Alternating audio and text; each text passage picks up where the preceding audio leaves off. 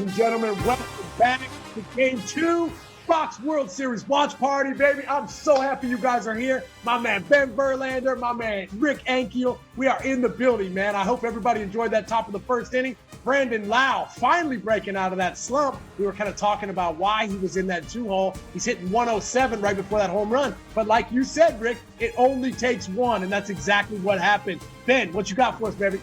Yeah, you know, I kind of talked about it a little bit. I think it's huge for the Rays to get out to a little bit of a lead in this game. I think it's big for their confidence. The way they lost yesterday, you know, it was kind of a tough loss. So that was my key to the game, was for them to get a lead and to get that confidence rolling. And hopefully Snell can get out there and throw some scoreless innings. So I think that run right there is huge for them. It's huge for Snell. It's huge for their team's confidence, right, Rick? Absolutely. Look, we talk about momentum. It's all about momentum. And the Dodgers had it last night. They brought it in from the Braves series for the Tampa Bay Rays and Brandon Lau, who's been in a slump. Nick, you mentioned this, to go out there and get a one-run and lay one-run lead for Blake Snell. I think that is huge for them. Even though I'm rooting for the Dodgers, that's a good way to start it. Look, I want to see it go more than 4 games. The way the momentum has went so far, the Dodgers look like they're going to steamroll the Rays. Yeah, no doubt, right? Tony Gonsolin, bro, hasn't allowed a run, I think, in the first 2 innings of any start that he's had, definitely this season. All year, right? Yeah. So for him to give up that run in the first inning, that's something different. But, you know, hey, my man right there, you see him, number 5-0, Mookie Betts right there in them Fly Jays. That's my key, right? When he rolls, the Los Angeles Dodgers roll. I'm so excited to see exactly what he's going to do. We saw what he did last night, comes back today, offensively, defensively, on the base pass. I'm interested to see it. I can't wait to see what a guy like Mookie Betts is going to do. Honestly, I predicted the Rays in 6 at the beginning of this series, and now just hearing you talk about him and seeing him there, getting ready to roll up to the plate here in Game 2. You can change, bro. You come on over here, man. Scares come me. on over here, baby. Jumping ship. I need Tino to hurry up and get here because he's on my side with the Rays. I'm outnumbered here. Hey, I think a good key point to pay attention to also is, listen, last night they wanted no part of Seager, right? He walked 3 times. I don't even know if he even walked in the Braves series. He likes to go up there and swing. Be interesting tonight with Blake Snell up there, lefty on lefty. Does he continue to pitch around him, or does he try to get him out? Yeah, that's such a good point, man. Well, you were saying, you know, also too about, you know, a guy like Blake Snell and kind of how they've kind of handled him very gingerly, almost Steven Strasburg-esque. But I'm telling you, man, he's going to need to go deep. That Rays bullpen has been used a lot. They have used a lot of pitchers, and believe me, this 60-game, you know, COVID season has only helped them. So for them to be in this position right now, they're going to need some length from somebody, from some starter, to give those guys a little bit of rest. Because Blake Snell's the type of guy, I mean, the kid's got a Cy Young to his name, right? Like, he's a gamer, bro. Like, he's the most interesting guy in baseball. Like, when you need him the most, he should be showing up. This is Blake Snell's game to win. See, you say that, but Blake Snell hasn't completed 6 innings since July of 2019. Hasn't completed 6 innings. Really? And No. Yes. And you say they're going to need him to step up and go deep into a game. Get this.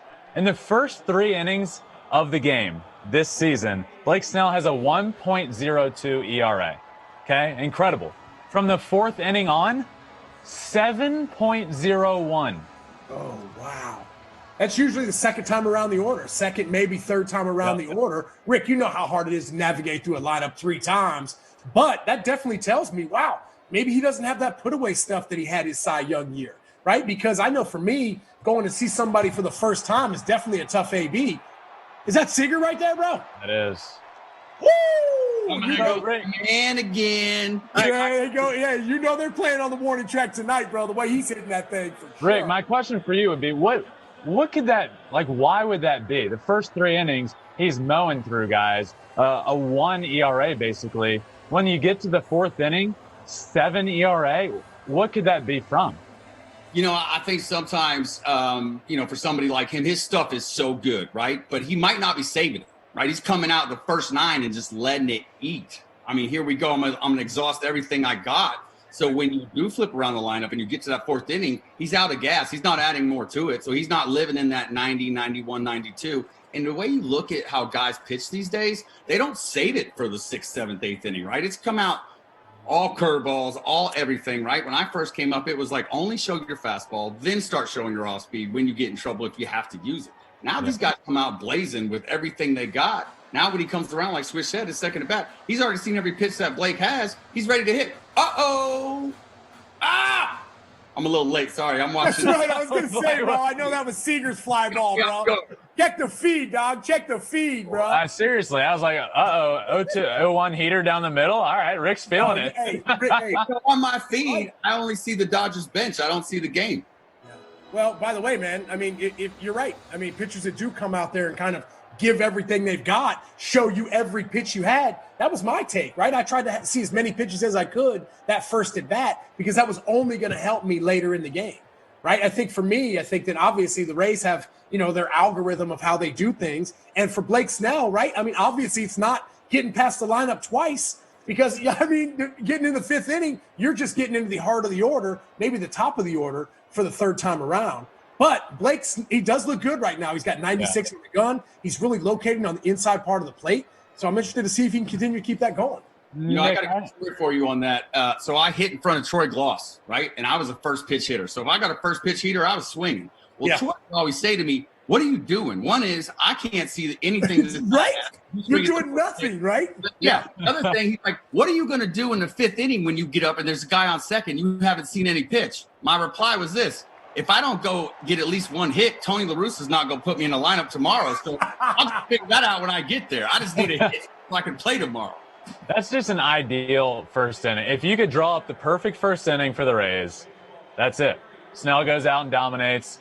They're on the board, 1-0. Swish, I want to elaborate on that point you were just talking about, seeing pitches. I know personally, if there was any point in an at-bat where I would get a pitcher's best pitch, once I've seen it, I feel so much more comfortable knowing I've seen it. Is that kind of what you're saying? When you're in the box, if somebody's throwing everything at you in your first at bat, you feel more comfortable later in the game when you're seeing that guy for a second and third time. Yeah, 100%, because nothing shakes you, right? Nothing is. You watch guys on film and you see what the baseball's doing, but that's on film. It's different when you're in the batter's box. So when you see all their best pitches, and yes, as nasty as they may be, they're not scary because you know what to expect. And so for myself, I wanted to see the put-away pitch in my first at-bat because I had a great idea of exactly how he was going to approach me the rest of the game on how much success or failure I had due to the pitches I saw in my first at-bat. That's more like a game of chess, not checkers. But at the end of the day, I mean, like you said, Rick, like back in the day, you started off with the fastball. Right? It's like football. It's like establishing the run. And then you start sprinkling some breaking balls, mixing in some change-ups, and then you at least had something nasty to show them that third time around, something that they hadn't seen before. Yeah. I don't want you to be able to know where my curveball starts to stay in the zone and where it starts when it breaks out of the zone. If I show you that too soon, like you said, you get up with bases loaded, you're like, nope, that's a ball. This one I got to swing it. Yeah. Rick, I think it's interesting getting your perspective from both the pitcher and hitter side. You said as a hitter, you're a first pitch slinger. So as a pitcher, would you have hated throwing to yourself? No question. It just depends. But I will say, man, I did have better success against veteran teams that took strike one. But I had nasty stuff. You know what I mean? I don't think I'm bragging. It's just what it was, right? So if I got ahead of you, I felt like now I can throw the breaking ball. I could just go to different options, and you have to start guessing. I had a tougher time, especially in the Central Division back then, against the Pirates, because whether I threw strike one down the middle or on the outer third, they were up there hacking. It's almost like when you hear a big leaguer talking about going on rehab to A-ball, and the guys swing at everything and hit everything. Yeah. Anything. I throw it, and they hit it. That's what it felt like for me. Dude, that's like every time I talk to my brother about him, whether he's throwing in the backfields in spring training or rehab, and he's like, I hate throwing to you guys. Everybody's just swinging, and it's not real baseball. I'm like, okay, come on. Well, I mean, right there, I mean, it kind of shows kind of where Dave Roberts is. I mean, Gonsolin goes out, gives up one run, already got Florio warming up in the bullpen, right? So, or Floro warming up in the bullpen right now. And he's had a tremendous year, right? 2.59 ERA this year. I mean, if he gets in any trouble come the top of the second inning, bro, he's going to have a short leash for sure. Gone. Yep, I agree. Yeah, no doubt. And this is why the Dodgers really just weren't set up for game two. I mean, look, they got Kershaw go as far as they could have expected or wanted. And here we go, like they're in game two in the bullpen game, and they already got guys warming up. I mean, imagine if Kershaw would only went 2 or 3 innings, the Rays got there. and they had to use up guys last night to try to compete. Today would have been a mess. Yeah. And the Dodgers' Achilles heel is their bullpen anyways. Everybody knows that. So for them to have to try, the less they use the bullpen, the better. I mean, obviously they're going to have to go and get some huge outs at some point from somebody, but that's maybe where Gratterall comes in, or, the way Jansen's been thrown as of late. He looks good. But right now, these bullpen games, bro, I'm not a fan of these bullpen games, bro. As a hitter, you face 4 different pitchers in 4 at-bats. I hate that because you can't get in a rhythm. You don't know what each guy's going to come at you with. Everybody looks different. And obviously, when you're starting these guys now, throwing 100 miles an hour from the first inning till the 9th inning, and different arm angles, different arm slots, the whole plethora, right, the entire clock, that makes it for a tough day. And that's a reason why the Rays have been extremely successful. They have the ability to bring multiple guys in throughout a game, whenever they need them. Yeah, I think along with your point, when you're having a bullpen game, it's so much harder, especially when it's the Dodgers. Their bullpen is their Achilles heel, like you said. I think that makes Game 1 so much more important for them than it was. They needed to win that game. And not that you're ever, punting in a World Series game. You want to win every game. But this was the game for the Dodgers that they knew they were going to have the most trouble winning. So if they didn't win Game 1, they would have been really worried coming into Game 2, I think, having to throw all these bullpen arms. Yeah, I think as soon as if the Dodgers do tie it up or get the lead, I think that's when you're going to see Reyes warm up and come in the game. He's been one of their best pitchers. I think he's a key factor to this game and then moving forward to Game 4 or how they're going to utilize him. But, I think they will bring him in to try to shut that down for 2 or 3 innings tonight. Yeah. Well, let's see what's going to happen right here. Right here, he walks to Margot, right? Manny Margot over there at first base, and Joey Wendell can handle the bat. Like, this inning can start to get away from Gonsolin real quick. Wendell puts the ball in play. Margot can run. Let's see what happens. Bush, did you ever play with no batting gloves on? Rare, bro. That was when I was in a major slump, kid. A major slump. That feels horrible, bro. It feels like I'm just going to launch it into the stands every time, bro. Plus, come on, man. I'm swaggy, bro. I have swaggy batting gloves, Rick, did you ever try it? No, in batting practice only. It just didn't feel good to me. I couldn't. I was the same way. I couldn't do it. And it was painful. I'd get all these blisters. And batting gloves just look better. They just look better. But I will say, Joey Wendell's up there looking like a gamer. You look like a gamer without batting gloves. Oh, hey, bro. But I remember guys like Jorge Posada, right? Moises Alou, and everybody's like giving them rock all the time, right? Never like shaking their hands or anything. And I'm kind of like, you guys don't want to shake that guy's hand? They're like, hey, man, those guys pee on their, they pee on their hands. Right? I'm like, they do what? They're like, yeah, man, they pee on their hands, man. It toughens up the hands. It makes the calluses a lot stronger. And I'm thinking to myself, like, bro, you know me. I'm like, Moises Alou, bro. I'm like, oh, my gosh, Moises Alou, bro, shaking his hand. They're like, Swish, bro, you got to give him dabs. Just give him knuckles, bro. He pees on his hands. So those guys that don't wear batting gloves, every single person I think about, man, I'm like, dude, that dude pees on his hands, bro, for sure. As a fellow hitter, I respected those guys. I did, because I think it could be intimidating. It just makes them look like a tough guy, right? And their hands are tough. But I will tell you, as a pitcher, it gave me more of a challenge to try to jam them or make them hit it off the end of the bat, because I knew it was going to sting more, right? Yeah. So that's what I was trying to do. If I seen that, I'm like, okay, here's a challenge. I want to make this guy jam himself. Yeah. Hey, there you go. Gonsolin's done right there. Yeah, I was going to say, quick hook, bro. Yeah. Right? I think it was big there for Margot to get to, he's on second base. Do you guys know, Bellinger almost threw him out. He was like 5 steps in front of the track. Almost threw him out at third. I mean, cuz I know somebody in this room used to throw dudes out from the track. Cuz that game you had at Coors Field, cuz that's out of control, bro. Like, that was like Jose Guillen when he threw it off the right field wall all the way to third base in the air. You remember that one? Bro, those throws, 2 of the most iconic, epic throws. But you're right, dude. Like, Gonsolin's out, right? I mean, quick. Now the Dodgers are really going to have to cover some outs, for sure.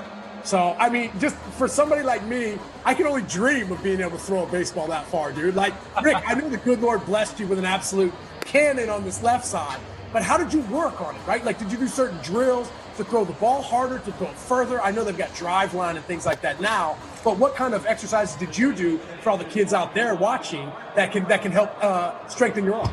Yeah, I think that's a great question. Listen, I surfed a lot growing up. And I talked to multiple other guys, Ryan Klesko, some other guys that surfed, and I think that got the shoulder strong to begin with. But once I realized that that was a weapon for me, I played long toss almost every day. I always wanted to feel like the ball was carrying, that good four-seam spin that's carrying far, because when as an opposite, when you watch infielders and they short arm balls, right, it just dies at the first baseman. It dies at the second baseman. So one thing I just always tried to do, even as a pitcher, but then moving into the outfield especially, was stay behind it, long toss, reach out as far as I could to make sure I stayed lengthened out. Rick, I got a question for you about that. You talk about long toss and it being very important, and I think a lot of kids today coming up are doing the drive line thing that Swish is talking about and trying to gain velo that way. But long tossing is something that will always be there and always be a key to strengthening your arm. When you were long tossing, are you trying to throw it on a line? Or, I feel like there's two different kinds of long toss that people think of, throwing it on a line as far as you can. And then there's those kids that rear back and throw it to the moon and try and throw it as far as they can. What would you try and do when it came to long toss? Another great question. I did both. So starting out, as we would start to back up, I would throw it as high and as far as I can, right? I would get on the right field line and try to throw it as far as I could out of the stadium. Like the guy would back up, we might go pole to pole. Anyway, I would throw it as high and as far as I could. Now, as they started to come back in, now that would come down into a line, right? And I would start throwing it as far and as hard as I could. Even if I had to one hop it, I would practice those one hop throws as well, because to me, that's the safest, most accurate throw you will have as an outfielder. And unless you have to air it out, and even if you look at a lot of my throwouts, there's a lot of one hops in there because I was left-handed. I had a little bit of tail to it. I could get on top of it and really pull down, throw as hard as I could, throw that good long hop. To me, that gives the position player a better chance to make a tag and get the guy out. If it's not a good throw, you can't, you're not going to make it out. But as the guy came in, that's when I would work on the low line drive throw and try to get the rise, right? Where I let it go at your knees and try to get it to hit you in the chest. So a little bit of a combo, honestly. You'd at first just let it eat as far as you could, and then as the guy came in, on a line. So let me ask Justin Verlander, right? Your brother, does he talk about that? What does he do, right? Because we know that he has one of the strongest arms in the game, right? Still at his age. I remember growing up. So he's 9 years older than I am, and I was always at his game with my parents, and I always remember him long tossing before games in the outfield, basically foul pole to foul pole, and he would just let it eat from, and it was the same as you, up in the air as far as he could. And I remember as a kid watching him, before one game, he threw a ball like out of the stadium, and I was like, oh my God, like this is crazy. But yeah, definitely growing up, he'd just let it eat as far as he could. Would he throw it on a line coming in? Did he have a program to it? Yeah. He's gonna be out at home. Oh man, you see what I'm saying, bro? Like those runs right there, those are so huge. Those pickup runs are so big, right? You can't give a team like the Dodgers, you can't give them runs, right? You can't, right there, that's almost giving them a run because you're taking one away from you. Right there, man, we got to be cautious, right? Look at Margot, he tried to slide, try to get himself in there. That's tough, man, because in a situation like that, those are those huge runs when you could look back on to be like, man, those are almost kind of like free throws in a sense. Obviously, you're bringing Floro, and he's a little different. But still, man, in a situation like that, at least for myself, hitting in those situations, I'm trying to get the ball up in the zone, right? I can't be swinging at balls sinking down. And Flo, you saw the movement on his ball. Everything's sinking down. 86, 89, everything's sinking down on him right there. So for anybody watching at home, if you're in those situations and you're in those, what are they called? Situational hitting situations, right? Look for that ball up in the zone. Get yourself something big, up tall, stay gap to gap. It's so much easier that way. You saw right there, Adamas kind of caught that ball off out front and wasn't able to get the job done. But that's not a mistake. I'm sure a lot of people there are saying, Margot, why is he going? That's probably an instance where he's going on contact, right? Yeah. Put a little more pressure on the defense. Saying, hey, ball, watch the angle of the bat, ball on the ground, you're going. Like, we're not taking a chance. We want to get as many runs as we can. And, Ben, you mentioned this in your keys to the game. Listen, Tampa Bay has to score because the Dodgers are relentless. If they get out and start jumping up and putting up runs, Tampa Bay, as you mentioned, will not be able to hang with them in a bang fest. Yeah, well, they're not set up to score that many runs. I mean, they're just, like you said, man, they had 8 hits in their last 8 or less hits in their last 10 games. They're not exactly putting up a whole heap of runs each and every game. They're really going to have to lean on that pitching staff. Snell obviously looked good in the first inning. Hopefully he comes back out in the second, does the same thing. But it's a 9-inning game. There's a lot more outs to be played. And if they don't keep adding on when they get the opportunity to, right, the Dodgers are going to take advantage of that because the Dodgers can score 3 or 4 runs in the blink of an eye. Yeah. Now here's Kiermaier. Kiermaier went deep last night. Big swing for him, kind of get him going. Kiermaier's homer last night was the 26th of the postseason for the Rays. And that's just one off the all-time record for a single postseason of the 2017 Astros and the 2002 Giants. Now, you don't think of the Rays as a offensive juggernaut, but that seems to be the only way they're scoring runs right now is the home run. Yeah, that's a lot of homers. Listen. That is a lot of bombs, bro. Right? A lot of solo Johnnies, dude. A lot of solos. A lot of solos, which is hard to hang with the Dodgers, right? But that's why the Tampa Bay Rays have to pitch, have to play defense, and that's why they probably went on contact right there because they're just trying to put up as many runs as they can because they're probably a little bit scared of what the Dodgers can do offensively. Well, also, too, man, you got to look. I mean, Adames is right there. You know who's hitting behind you, right? You got Kiermaier behind you. He's kind of struggled so far this postseason. I mean, I've definitely taken a chance there, too, right? Sometimes you have to, you got to press the situation to score runs, put pressure on the defense. But right there, ground ball to Corey Seager, bang, bang, play at the plate, nice, smooth, simple play. But we did see a play last night that was almost a similar ground ball, but hit to the first baseman, and Mookie Betts was able to score. So that just goes to show you, right? A little difference in Margot as well as Mookie Betts. Obviously, the jump was a little different. Oh. Ooh, there he goes. He says, all right, grounding out, but I'm stealing second, bro. I'm stealing. Are we getting tacos today? Did y'all go get your tacos today? No, we don't get tacos yet. It's like a day in advance, I think. No. They was handing them out today, bro. Were they? Not today. Oh, yeah, you were saying. All right, guys, let's toss it to a social media question real quick. Let's see what we got. This one is from Jen. How many home runs will be hit in this series? Rick, what do you got? Ooh, that's We had 3 in game 1. So let me think about how many games I think this is going to go after watching. So I'm still going to predict 6 games. So let's go. We're at 4. 3 in game 1. Yeah. 1 today already. 3 times 6 is 18. I know, but I don't know if there's going to be that many. I'm going to go with 15. Ooh. I'm going to go a little higher than that. I'm going to say 19. Right? I think there's going to be some guys, right? I think there's going to be a blowout game mixed in here at some point. Some pitchers going to take it on the chin, right? It's going to give up 5 or 6 runs, a lot of solo bombs, especially late in the game, right? Trying to mop up some innings. So I definitely think there's going to be some home runs hit, bro. You know they're playing in Texas, right? You know they're playing at Globe Life, right? Like one of the biggest launching pads in the league, right? Also, too, man, I think we need to kind of talk about the advantage that the Dodgers have had being able to play 10-plus games in the stadium. Bro, like no one's even talking about that. I didn't hear that at all, right? I mean, what a throw, bro. Will Smith's feeling good. I would say in the plate, in the box, he's feeling it. I see that as an advantage for the outfielders. But, the way that the Rays play defense and the way that they pitch, I think that neutralizes the fact that the Dodgers have been there longer, right? Because that's what they do. They play defense, they pitch. It doesn't matter what field they've been in. It's just kind of something that they're really good at, something that they focus on, they know they have to do to win the game. So I feel like it kind of neutralizes the fact that the Dodgers have been there longer. Yeah, I'm going to take, in the home run question, I'm going to take 20. Just because Swish went 19, I think it's going to go over. Balls are juiced this day and age. Like, let's go. Let's hit 20 bombs. Bombs away. Series. Guys, we got another $1. We got another social media question. Let's see what we got. This one is from Dominic. What is your guys' favorite or most memorable World Series play as a kid watching the World Series on TV?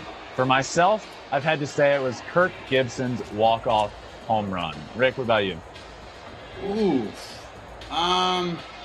That's a tough one. I think I got to go back. When I talked about the 06 team, the Cardinal team that won the World Series. Bro, you weren't a kid in 06, dog. All right, well, I was just going to bring up a story, right? We talked about stealing money. And that year in spring training, I hurt my knee, blew out my patella tendon. So I was actually sitting at home in Jupiter watching that game, watching all the games. So when Anthony Ray dominated that game when he started, when I didn't think he had a chance to win, honestly, I thought, oh, give me that bonus. Give me that money, baby. Swish, what you got? For me, man, I think it's probably one of the most iconic swings ever in the history of baseball. And that happened in, I don't know if it was 92 or 93 with the Toronto Blue Jays, Joe Carter. You remember that? Off of Mitch Williams, bro. High piece, left field, right? I mean, he's jumping around the bases. And it's just like whenever I see that clip, all I see is a humongous kid out there running around and enjoying himself. Fist pumping, just enjoying that moment. Because let's be honest, I mean, Joe Carter, that's the biggest home run you could ever hit. Oh, ever yeah. That's what you dream about. That's what you dream about that, bro. I've done that, like, maybe in Little League, bro. Like, when I'm like, okay, man, we're playing Sandlot. I'm like, all right, boys, base loaded, right? You know what I'm saying? Bottom of the ninth inning. But Joe Carter was one of those guys that actually did it. And he didn't just win a game. He won the final game of the World Series, man. Wow. What an unbelievable World Series. What an unbelievable performance. He retired. He knew. Yeah, and then he shut it down. He's like, that's it. I'm out. Wow. I'm out. Shut it down, bro. I'm going to take it out on top. I mean, think about it. You're in the backyard. What? What did you say, Rick? I was going to say the Jeter made off play. Was that in the World Series? Remember when Jeter ran across the first baseline, grabbed the relay, and backhanded? No, because that was against the A's. That was against the A's. It could have been the World Series. We did the little flip. We did the flip. Shane Spencer, somebody's in right field, and supposedly the story behind that was all of a sudden, right? Like, I think it was Spencer comes and he's overthrowing the cutoff guy every game. So I guess when that ball was hit down the right field line, Jeter was like, you know what, bro? He's going to overthrow everybody, the second baseman and the first baseman, right? Comes in, right? Flips it. If they had instant replay, was Jeremy Giambi safe on that play, by the way? Was he safe? Because Jeremy Giambi always says to this day, I should have slid. No doubt about it. I would have been safe. Dang. That's one of the most heads-up plays I can just remember. It just keeps standing out to me when people say, what plays do you remember? Even though it wasn't the World Series, but it was a big-time atmosphere in the playoffs. To put yourself in that position and make that play, that is Mookie Betts-ish. Yeah. Mookie Betts. Ish. Yeah. just two guys with a brilliant IQ, brilliant baseball IQ. Yeah, for sure. By the way, I love these social questions. If you're watching, hey, everybody, send your questions in. These are awesome, right? These are the things we really love and enjoy talking about. And for me, those memorable moments in the World Series, man, that takes me back to a good time, right? We're sitting in here at the crib, watching the game, Fox watch party, bro, watching World Series game, talking about it. Bro, this is amazing, man. Absolutely awesome. Yeah, I agree with you, Swish. And to answer that, my answer to that question is going to be the Diamondbacks beating the Yanks. Oh, 2001. With the I think his bat broke, to be honest. The blooper just lands in the outfield, throws his arms up. I will never forget that. One of the most awesome World Series moments I remember watching. That's amazing, right? I mean, big unit, right? Kurt Schilling. I mean, they just dominated right there. Not a super great start for Snell, walking Muncy to lead off the second. See, this is when things can turn quickly, right? One swing of the bat, all of a sudden it's a 2-1 ball game. That's why you can't be walking guys in the big leagues. You can't be walking guys in regular season. You can't be walking guys in the World Series. What is it? Something like 74% of all leadoff base runners that reach base score? Something crazy like that? Yeah, I mean, like, as a pitcher, Rick, like, did you put a lot of pressure on yourself and a lot of thought into being like, hey, I got to get the first guy. This is the guy I got to get. It just gets pounded into you, right? And I think if you let that become a thing, right, it's almost like when you watch pitchers pitch against a pitcher, instead of saying to yourself, I'm going to dot this outside corner, I'm going to bury the ball. It's like, all I got to do is just throw it, just don't walk them, right? That's what guys say. Just don't walk them. Just don't walk them. You walk them, and you just start throwing the ball all over, and it's the thing. Instead of staying dialed in and making yourself focused on just, making pitches. Mm-hmm. Switch, what do you got going on? I'm in the middle of a studio, and you got better lighting over there than me, I think. What do you got going on? You don't think I'm the ring light king, kid? Let's go, bro. You know what I'm saying? Social lights all day, bro. This show could be sponsored by Social Light, For sure, man. I know Tino's coming in here a little later. I was gonna drive down and give him one, bro. I was like, hey, man, I gotta see your face a little bit, boy. I can't see you, bro. So I tried to drop it down there, man, but I couldn't get down there. So when Tino shows up, bro, he's going to be dark. You're not going to be able to see his face. Tino's never heard of a ring light. Swish creates his own energy and light. It just comes with him. Bro, yeah. these things aren't even plugged in. I got them underneath me, bro. You know, I'm getting them going. I call you son 'cause you're my son. I call you son because you shine. That's it, dog. That's it. You know. So here we go, right here, man. Important part right here of the game. Yeah, this is huge, right? Will Smith's been able to handle the bat, hitting the ball to all fields right now. I mean, obviously, you know, I said this inning can really kind of get itself going. Obviously, it's starting to be stressful innings for Snell. Oh, that was gross. That is disgusting. Wow. I mean, what do you say to that, bro? If you're Will Smith, you're like, oh, bro. Did you see the second baseman shifted over in the count now past the base where all three were on the other side to start it. It's interesting as it starts to get deeper in the count, moving a little bit. That slider is disgusting. And Snell actually has the lowest batting average against of any pitcher in the league on his slider, and that's why. There's a reason why. You know what's funny, man? I mean, obviously, he's a way better pitcher now. But when I was in my sort of trying to make a comeback moment right there in 2016, I got the chance to face him at Durham, right, in AAA. And I had heard about this Snell guy. I'm like, well, who is this guy? He's wearing a single-digit number as a pitcher. I'm like, bro, who is this guy? Next thing you know, I get in the batter's box, bro, first pitch, 97. And, I mean, there's like, what, 7 people in the stands, bro? And then I was like, oh, I quickly realized exactly who Blake Snell was, bro. I mean, no doubt. I mean, he could tickle you with the breaking ball. He could pound you down and in with that slider. And that fastball is just so electric. What I've noticed so far about Snell right now is he is commanding that inside part of the plate big time. He's letting those Dodger right-handed hitters know, like, hey, I'm going to be able to throw it in there, and I'll be able to throw it in there whenever I want. Yeah, Rick, how big was that for, you know, he walks the leadoff batter, gets to the second batter, he falls behind 2-0. How big for, you know, obviously that's just out number one, but how big was that at bat for him to kind of keep everything in check, keep everything moving now, you know, to get that first out after walking the first batter? It's huge. We keep saying momentum. It's momentum shift, and he has that electric stuff to just go ahead and strike out 3 if he dials in. And especially when we, keep talking about Will Smith, who's been able to drive the ball the other way. You got the shift on. He can hit that ground ball, and I don't think he's worried about hitting home runs. He'll just hit a ground ball if he can. Can you guys hear me? Cut off there. I think that's huge, and he has the stuff to keep going. And you brought this up as keys to the game. I mean, he's able to shut down any lineup if he's right, and it's going to be, what is he able to do, the rest of tonight. Reigning MVPs to hit a home run in Game 1 of the World Series. So Bellinger did that last night. I mean, he's up there with some pretty good names, I'd say. Pujols, Bonds, Joe Morgan, Reggie Jackson, and I missed the last one, but pretty impressive names. Wow, Joe Morgan, RIP, right? We just lost Joe. We've lost a bunch of baseball legends this year. Bob Gibson as well. Man, you miss those guys because those are the guys that make baseball what it was, right? Whitey Ford. Yeah, Whitey Ford as well. Obviously in the Yankee family, that was a huge loss. For myself, being able to see him every, Old Timers Day was amazing. Him and Yogi. Now I think the only living Hall of Famer right now, I think is Tommy Lasorda, if I'm not mistaken. I think that's the only remaining living Hall of Famer right now, which is impressive. Swish, you mentioned the Hall of Fame game or whatever it was called in New York. Old Timers Day, player. Old Timers Day. Would you go out and watch it? Would you go out in the dugout and watch? Come on, man, dude. I would get 24 baseballs every time Old Timers Day showed up. Bro, I got like 16 Yogi Berra autographs. I got Whitey Ford as well. For me, Reggie Jackson was there. Willie Randolph. There were just so many guys that would show up. Bucky Dent.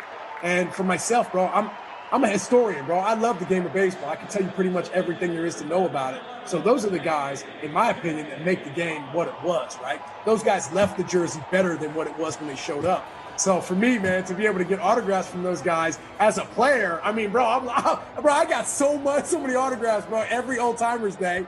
I mean, it was just so much fun because the Yankees, more than any team that I've ever been a part of, really makes that, puts that at the forefront, right? They bring back their players and they make that a big deal. Yeah. 16 Yogi Berra autographs. You kidding me? I'm going to text you my address after this game. Hey, bro. I mean, hey, Yogi's like my grandpa, man, I was like, yo, hey, man, maybe just one more, bro. Just in case. So, who's your favorite 2 or your top 3-ish autographs, both of you guys? Or my top 3 autographs that I have? I think one would be Bo Jackson. I got one from him when I was with the White Sox in 2008. He came through the clubhouse door, and I was able to get him. I think number 2 would be Willie Mays. That was an amazing autograph. I was trying to get Barry Bonds. He shafted me, bro, and Willie Mays didn't. So I was like, hey, bro, like, that was amazing. So I got him. And then, I don't know, man. I think those 2 guys really kind of stand out there. Obviously, my Yogi Berra balls, are near and dear to my heart because he was such an amazing man to me. So, yeah, I would say those are my top 3. I got 2 that stick out to me. One, I was able to this past year, and playing with the Tigers organization and growing up around the organization as well. I know Miggy fairly well and was able to get a jersey, and got him to sign it for me. So he wrote a Triple Crown the year he won. Oh, that's dope, dude. That's cool.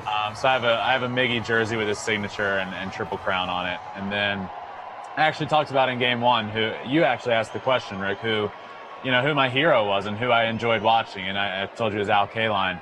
And a few months before he passed away, actually, I was able to get Mr. Kaline to sign a jersey for me. And he put his Hall of Fame year on it. So I would say Miggy and Mr. Kaline are my 2 favorite. What about you? As Stan usual, so just like the Yankees, the Cardinals have the guys around. So I have all those Hall of Famers, got a chance to meet those guys. Stan actually played so we had the same birthday. He played the harmonica for my birthday and sent me a video of it one time. Did he? That's better than an autograph, bro. No doubt about it. But I got Stan the Man, Lou, Brock, Bob Gibson, all those guys, man. I cherish those things. My kids got a chance to meet Lou, Brock, Bob Gibson. So those are memories that we'll never forget. Rick, I'm a FaceTime you on your birthday this coming year and sing you happy birthday, and it'll beat that experience. Yeah, and I'm going to play the harmonica, bro. Swish and I got you covered. Let's go. Let's go. Well, that's it, man. I mean, like, I'm watching the game here down in the corner, and, all of a sudden, Snell lets 2 guys on, but he's 1 pitch away from getting himself out of this inning. And not only that, being a left-handed pitcher, he's facing 3 righties back-to-back right now. So for him to get out of this jam right now is huge. No doubt. Rick, would you say you have first and second there, 1 out? Game 2 of the World Series, it's a tense situation. You find that second out is huge. And as a pitcher with that mentality, once you get that second out, is it kind of just then like, okay, now let me just make my pitches, get 1 more out, and I'm good? Is it kind of like once you get that second out, you can breathe a little easier and start making your pitches? Yeah, especially with his kind of stuff, right? Because he has strikeout stuff. And the fact that they're only on first and second, he can bounce a slider in the dirt and not worry about a guy scoring. And that's a big deal too, right? Because if they're on second and third, it's like, oh, no, I can't bounce the ball in the dirt and get away with it, right? So that can pitch the dynamics and how you try to finish a guy. So absolutely. Yeah. Hey, right now, Rick, like when you're watching these catchers of today, do you feel like they're better defensively than they were back in the day? Or do you think now, at least for myself, I see a lot of different catchers, they're down on 1 knee, right? The thumb is down. It looks like they're in, maybe not the most comfortable of positions, but at the end of the day, I understand the value behind that because at the end of the day, framing pitches is way more important to most analytic people rather than being able to throw guys out. I just think for myself, I've seen Mike Zunino this postseason, and he's been absolutely phenomenal behind the plate, giving guys a little mix of maybe like up on both feet, down on 1 knee. At least for myself, Tony Pena, bro, is in my mind one of the greatest defensive catchers out there, and he was kind of a 1 knee guy. So what do you think about the whole new catching style of things? I think they're better, and I think that because guys are throwing so much harder, and they got to deal with a whole different repertoire, right? And guys don't locate as good as they used to be. So I think when they're back there, man, they got to be able to adjust to guys just missing so much, trying to throw as hard as they can, which I think forces you to be better in some ways. I do think guys worked a little bit more on their craft when it came into blocking balls. Now you'll see guys with their hands, visible where they can take a foul tip. There are some different things that have changed, but I just think with the velocity and pure stuff that guys have now, it's forced guys to be better. Big out there from Snell. We're through 2, 1-0 Rays. I'm about to crack me open a Rice Krispie treat, boys. Go get you one. Let's go. Last night I had a little Five Guys. Tonight I got a little Cold Stone showing up. This show, the Fox World Series party, sponsored by Chip Witches. So how does Cold Stone just show up? No, it doesn't, bro. It's goes to get it. Postmates, baby. Postmates. Yeah, Postmates. I'm down to get it. Uber Eats, bro. DoorDash. I'm open for all of them. We're open for sponsorships. Do they know you by your name? Hey, if they really knew how much I could really eat, bro, they'd put me on there, bro. Swish, what you got over there tonight? I know you had two. Yeah, I got a little something, right? I got a little caramel cashew tonight, right? My trail mix, my go-to, right? You know, Joe's always, giving me heck, right? Because I got snacks in my drawer next to the bed, right? The nightstand, just in case, right? You know, who doesn't like a snack in the middle of the night, you know? And that's it. A little LaCroix, a little water tonight, bro. Taking it easy, bro. No sodas tonight, dude. You know what I mean? All right. Got to make sure we got enough juice if this thing goes 7, you know? Yep. I will say I'm an ice cream guy. If I wake up in the middle of the night, sometimes I feel like I just, it'd be 1 a.m. I crave ice cream. Come out in the middle of the night, nobody's looking, right?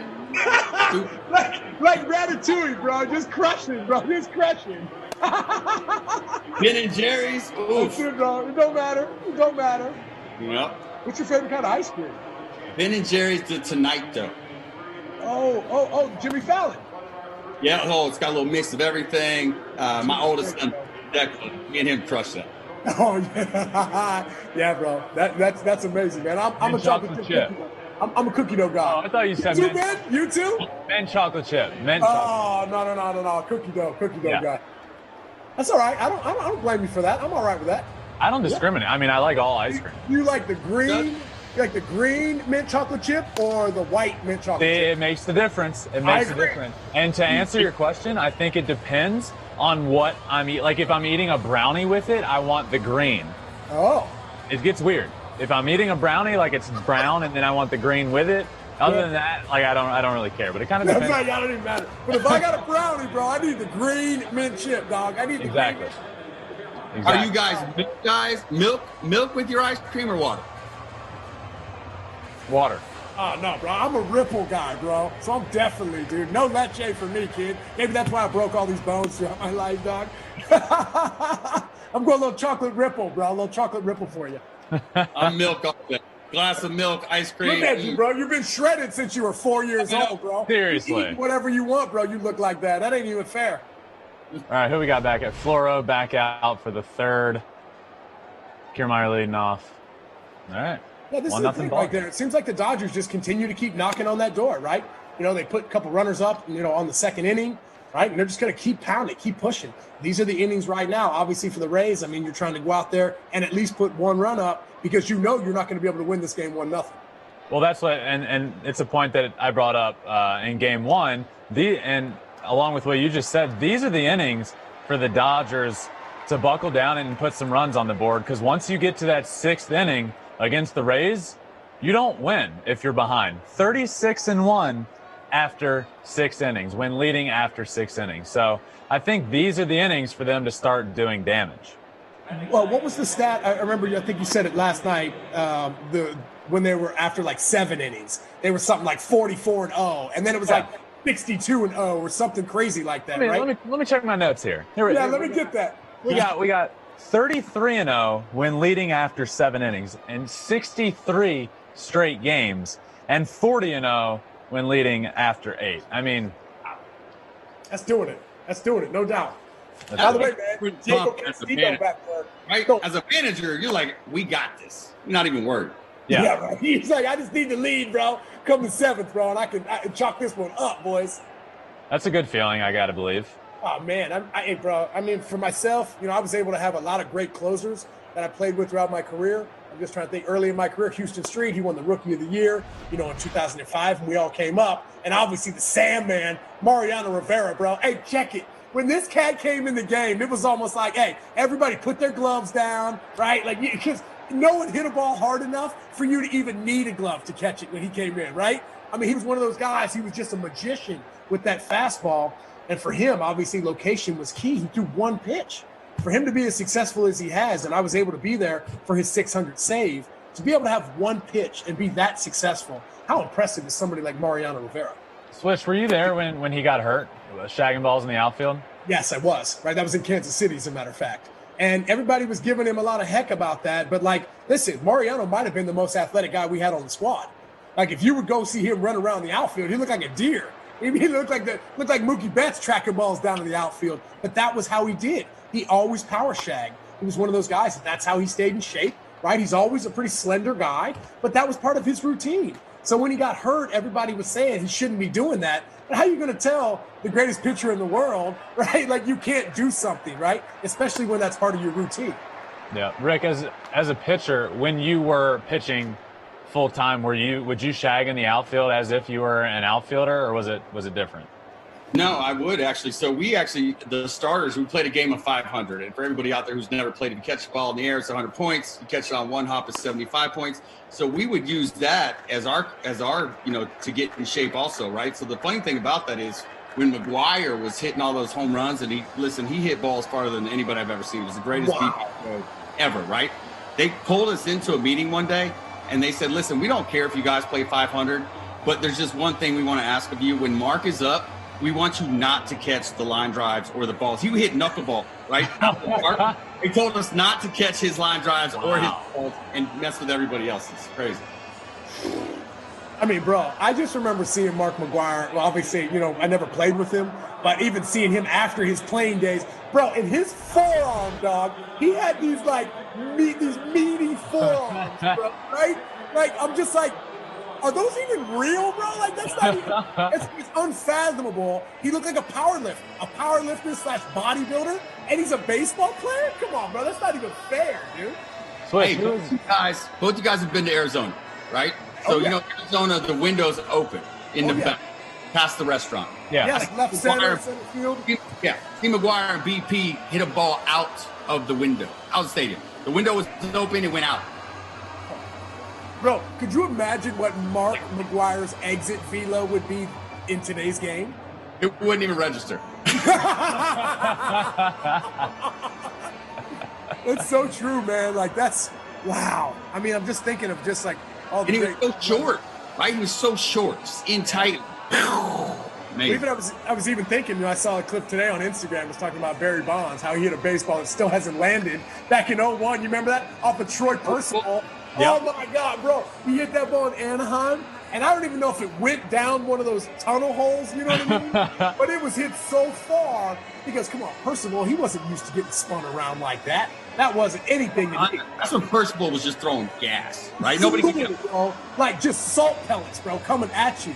And Barry Bonds spun him, bro, like it was going out of style. I've never seen somebody do that. But then again, I know Barry Bonds catches a lot of heck for, the whole steroid thing. But at the end of the day, you still got to hit that thing. And he was one of those guys that obviously as he got older, he got a little bigger and added more power. But listen, man, that dude won MVPs when he was skinny too, right? You still got to be able to put the barrel to the baseball, no doubt. So we got his skill sets were unbelievable as a hitter. I think honestly, you take away if we don't talk about that, I think he's the greatest hitter of all time.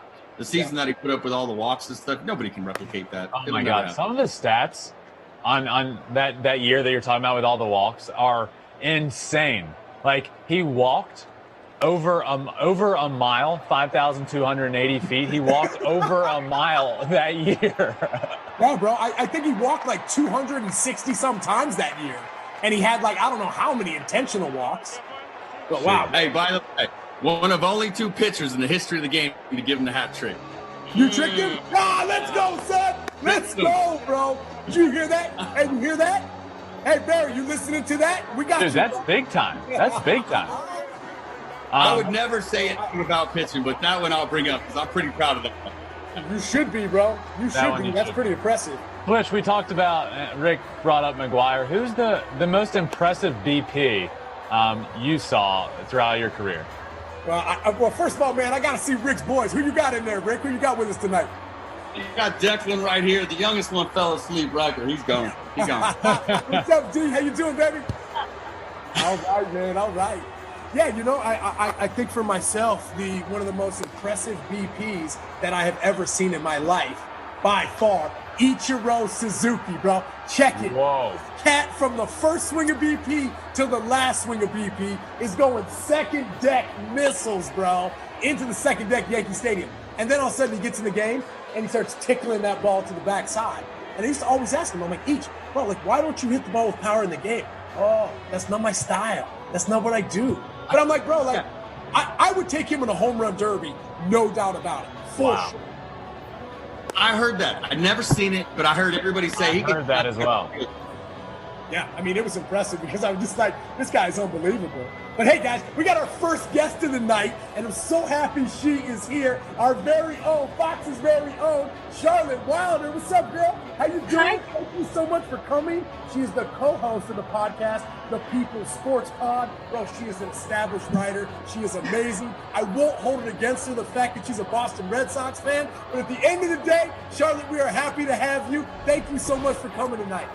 Oh man, thank you so much for having me. I know I was cracking up. I was like, oh boy, this is a tough crowd to be a Sox fan in front of. But Nick, I need to take you everywhere with me so you can intro me like that. I'll walk into a party and you'll be like, best hype man in the bro, league. she's the best. You know what I'm saying?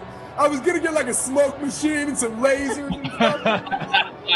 Charlotte, I give you credit for representing your Boston hat. Good for you. Stay strong. That's Thank right. you, Rick. Thank you. I'm doing my best. You know, it's a kind of thing that fandom is a lot of things, but like the Red Sox for me, I'm like, that's something I'll never shake. You know, the longer you work in this business, it's easy to get kind of jaded or be like, I'm not really as much of a fan. And then the Red Sox come along and I'm like, oh, okay, well, I'm totally powerless. Like, here we go. Charlotte, I got a question for you, and we got Mookie Betts coming up this next inning. As a Red Sox fan, obviously I'm assuming you're a huge Mookie Betts fan. How do you feel watching him do his thing in this postseason and this World Series? Are you happy for him? Are you sad? Like, what are your emotions watching it? Ben, I'm so glad you asked me. I've been having like a full-on meltdown these past 2 days. Like, I was devastated when this trade happened, but it's not like, yes, I'm so happy for Mookie. It's like when your friend is dating someone like who's clearly out of his league and lets her walk away, and you're like, are you kidding me? Are you out of your mind? Like, this is the best you'll ever do. This is the best anyone will ever do. Yeah, So, no like, doubt. Anybody.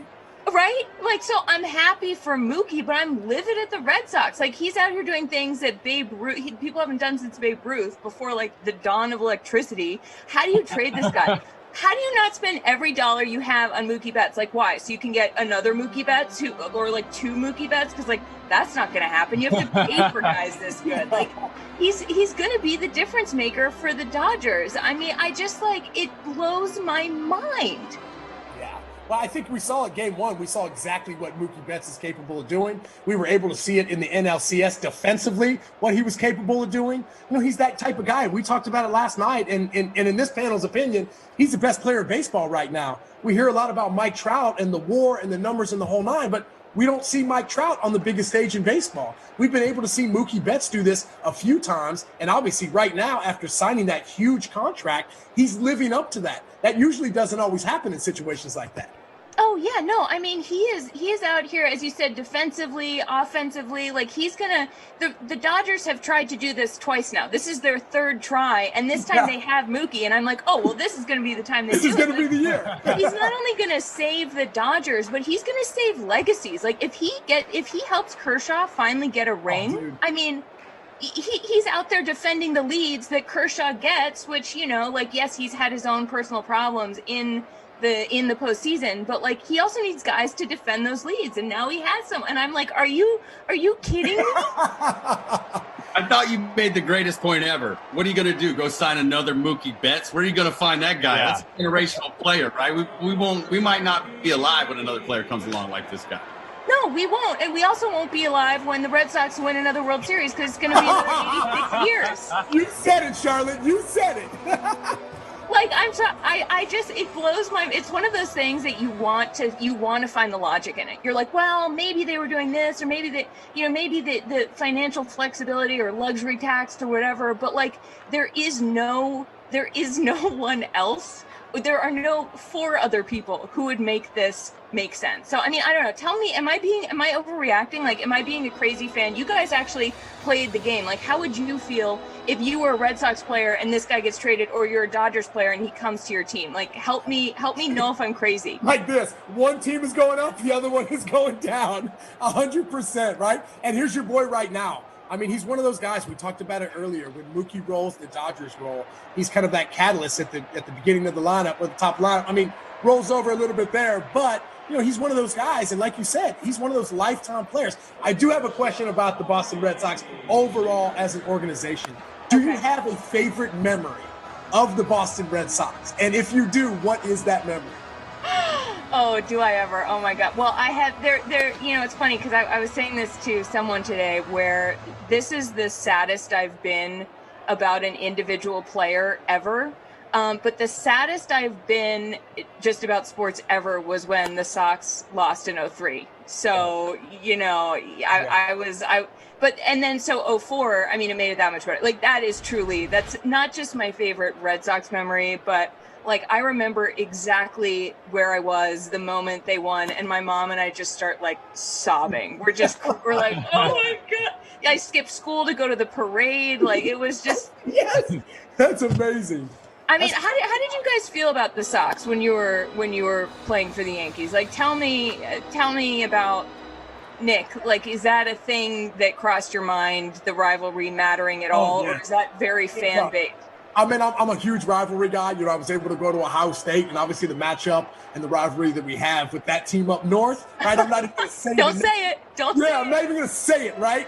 Coach Meyer would be proud of me for not saying it, But I do know this. I do know that I'm a rivalry guy, and I always stepped up for those games. And it felt like every time that at least us for the Yankees played the team like the Red Sox, we were getting their best, and they were getting our best. It was almost like playoff baseball in the middle of the season. I know you're not supposed to circle many games in the regular season because it's a long season, but hell, bro, I circled all those games because I'll be damned if I'm going into Fenway and not bringing my A game, because if you don't, those fans will let you know about it. For sure. Oh, yeah. I mean, without a doubt. I mean, Rick, did you feel that way about the Cubs? Like, what team did you hate a team, or is it sort of fun? Like, I'm just like, I want to know everything. Like, tell me everything, you guys. Well, I'm going to give you the Boston Red Sox. Look, as a professional player, you want to go in and play in Boston. That's a historical stadium. And I almost like every player, as a young rookie, I get taken into the scoreboard, right? You sign your name back there on the wall. Yeah. You go around it. It's one of the coolest experiences you can have. And Nick, you talk about circling a game. Not only did you circle that game, but the rest of the league was watching what the Boston and the Yankees were doing too, right? We want to see that rivalry.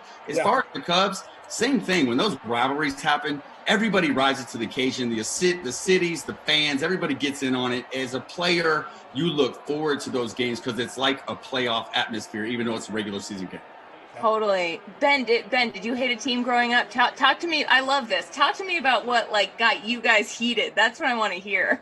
So that's what I'm glad to hear that you guys, especially Nick, you with the Yankees, and I'm glad to hear that rivalry, because growing up, it's such a rivalry in a fan's perspective, but it's nice to hear that there, as players, you guys feel it. And growing up, just, my brother was drafted at such a young age for myself, so and to the Tigers. So I always grew up just hating the Indians. The Indians for sure, 100%. Indians and the White Sox, because they were both so good at the time, and just watching those guys. And I remember early in my career, or my brother's career, and his first ever start was in Cleveland, and they would get to him a little bit. So I hate those guys. They're beating up my big brother. Stop it. I love that. I got a question for you, Charlotte. So, I mean, obviously 2020, it's obviously a very a fluid season this year. We've had to be, extremely open about a lot of the new rules in the game of baseball. Us as players, we have our own opinions of what we think the rules should be. Is there a rule that you really enjoyed this year that came onto the scene? Or was there a rule that you really didn't appreciate this year? Gosh, that's so interesting. I mean, I feel like, you say that and I kind of go blank because I got so used to it, right? It's like, I don't know. I get the expanded playoffs, I think, made it really exciting. Awesome. Made it awesome, right? Yes. And I'm like, what if we kept that around? Why not? It makes it that much more March bracket-esque, right? March Madness-esque. Yes, exactly. And I feel like a bunch of sports kind of took that on this year. I mean, I feel like the NBA bubble kind of felt like March Madness. The beginning of the postseason baseball felt a little bit that way. The 7-inning doubleheaders were also kind of fun. I mean, I think that there are a lot of timing-based things or bracket-based things that I didn't hate. But I also, if we could go back to having a real season with real fans, oh my God. I'm trying to be positive, but I'm also like, what if we just did it the way we've always done it? I gotta imagine you'd be a fan of a no trade rule at this point, right? Yes, we should never. You should not Bring be him back. Bring him back. I'm like, okay, so if 2020 has been the way it is and it doesn't count, we should all get to stay the same age we were when the year started, and the players who were on the teams that you love should still be there. Yeah, totally, dude. Yeah, by the way, I was even thinking when all this, when COVID first hit and, the pandemic shut everything down, I think there was a lot of question marks of even if they were going to be able to have a season, right? Could you imagine if you were the Boston Red Sox and even if you were the Los Angeles Dodgers and you gave up as much as you did to get David Price and Mookie Betts, and Mookie Betts is only on a 1-year deal, and you wouldn't have had the season? How catastrophic could that have been for the Dodgers? I mean, that's what I was wondering. When it looked like there might actually not be a season, I was like, so what happens to Mookie's deal? Like, and right. It's interesting that, Price sat out the season anyway. And I think that probably that makes next year that much more exciting on some level. Wait, while you're on David Price, right? Because we talked about this the other day, right? Okay. David Price opts out this season, right? Dodgers win the World Series. Does he get a ring, in your opinion? Wow. Oh, my God. Right? Does he wear it? He might get it, but he won't wear it. If he gets it, he wears it. I'll tell you that. Right? I mean, yeah, I think so. But it's also so funny because it's David Price, who is, historically the postseason. He redeemed himself in 2018, but it was a long road. So there's something kind of hilarious about the idea. Right? He gets a championship for doing nothing, right? Right. You know what I mean? Totally. Right. I get you on that. Oh my God. You guys are crushing this, by the way. It has been so much fun to watch. Oh, has it? Well, that's good. I feel like, when we got the opportunity to do this, we were able to put together an awesome team. Dude, Ben's been absolutely amazing. Rick, I've known for a while. Tino, he'll be in here after he gets back from his charity event. He's the good one of us. He's the guy that goes to charity events and gives back, right, all the time. He's one of those guys. But right, we're here eating snacks. Yeah. Literally, I just ate a Rice Krispie right here. I know, I saw. I watched.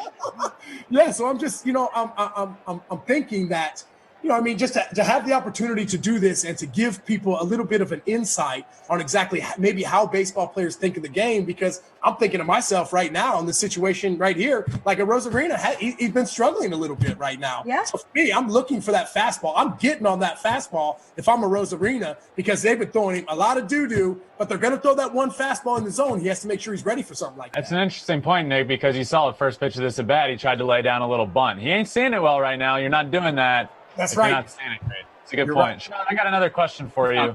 Charlotte, as a Boston fan, is there a team you're rooting for right now? Yeah, no, truly the Dodgers. People have been asking me, they're like, you're not actually happy for Mookie. You don't actually want the Dodgers to win. And I'm like, no, honestly, I also, to be completely candid, a part of me, obviously I wanted the Sox to win in 2018 and I loved that run so much, but a part of me did feel really bad that it came at the Dodgers' expense. I want Kershaw to get a ring. I want this franchise to win for the first time since 1988. I think it's a fun team.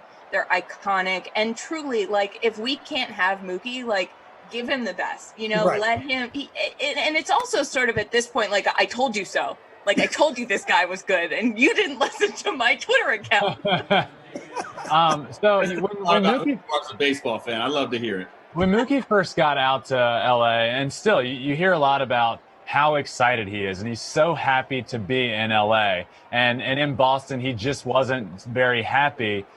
I'm sure you've heard that. Do you know, do you think that's true? Do you think he wasn't super happy in Boston? I definitely think that was true. I mean, look, I grew up outside of Boston. I went to school for years in the actual city next to Fenway Park. I love that place. I get to Boston. I'm like, oh, I'm home. I love it here. That said, LA is a much more fun place to live. Way funner, bro. Way funner. No one goes to Boston teams. We're lucky that they're so good because no player is man, really love to go live in Boston. I can't wait to be in all that snow in Boston, bro. I can't wait. Right?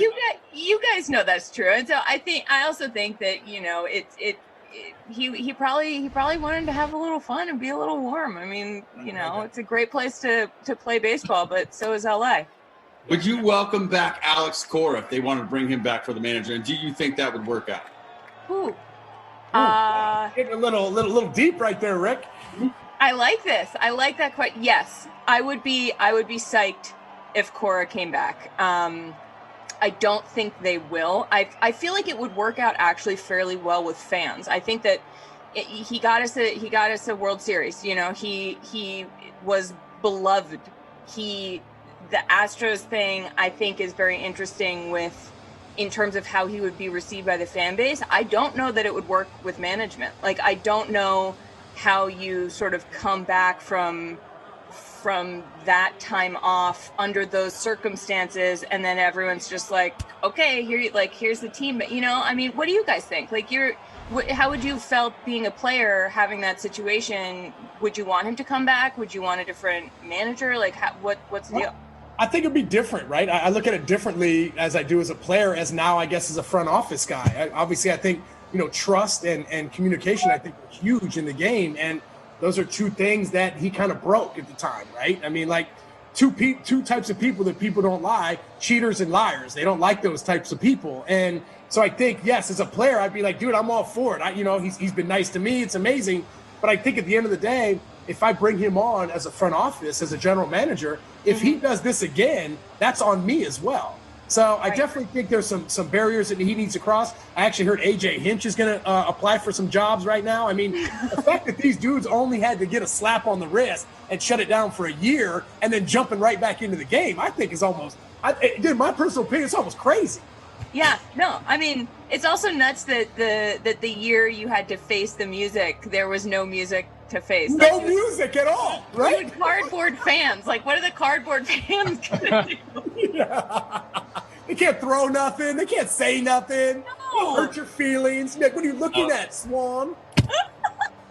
Jeez, so, but you're right. I mean, and I think he has a brilliant baseball mind. I do. I think he's one of the guys. I played with him in Washington, and just the way that he sees the game. His brother's been involved. He's been, he just sees the game in a really good way. He's one of those guys who's great at picking up guys that are tipping pitches. Just everything he pays attention to. Not to get too deep into that, but when you look at like what happened with the managers, one guy can't be the culprit for a whole team doing that. Yeah, but it's got to fall on somebody, bro. But you know what I mean? Like, then everybody has to be suspended. But that's just a whole nother issue. But I don't know. I think it'll be interesting to see what happens, with all those guys.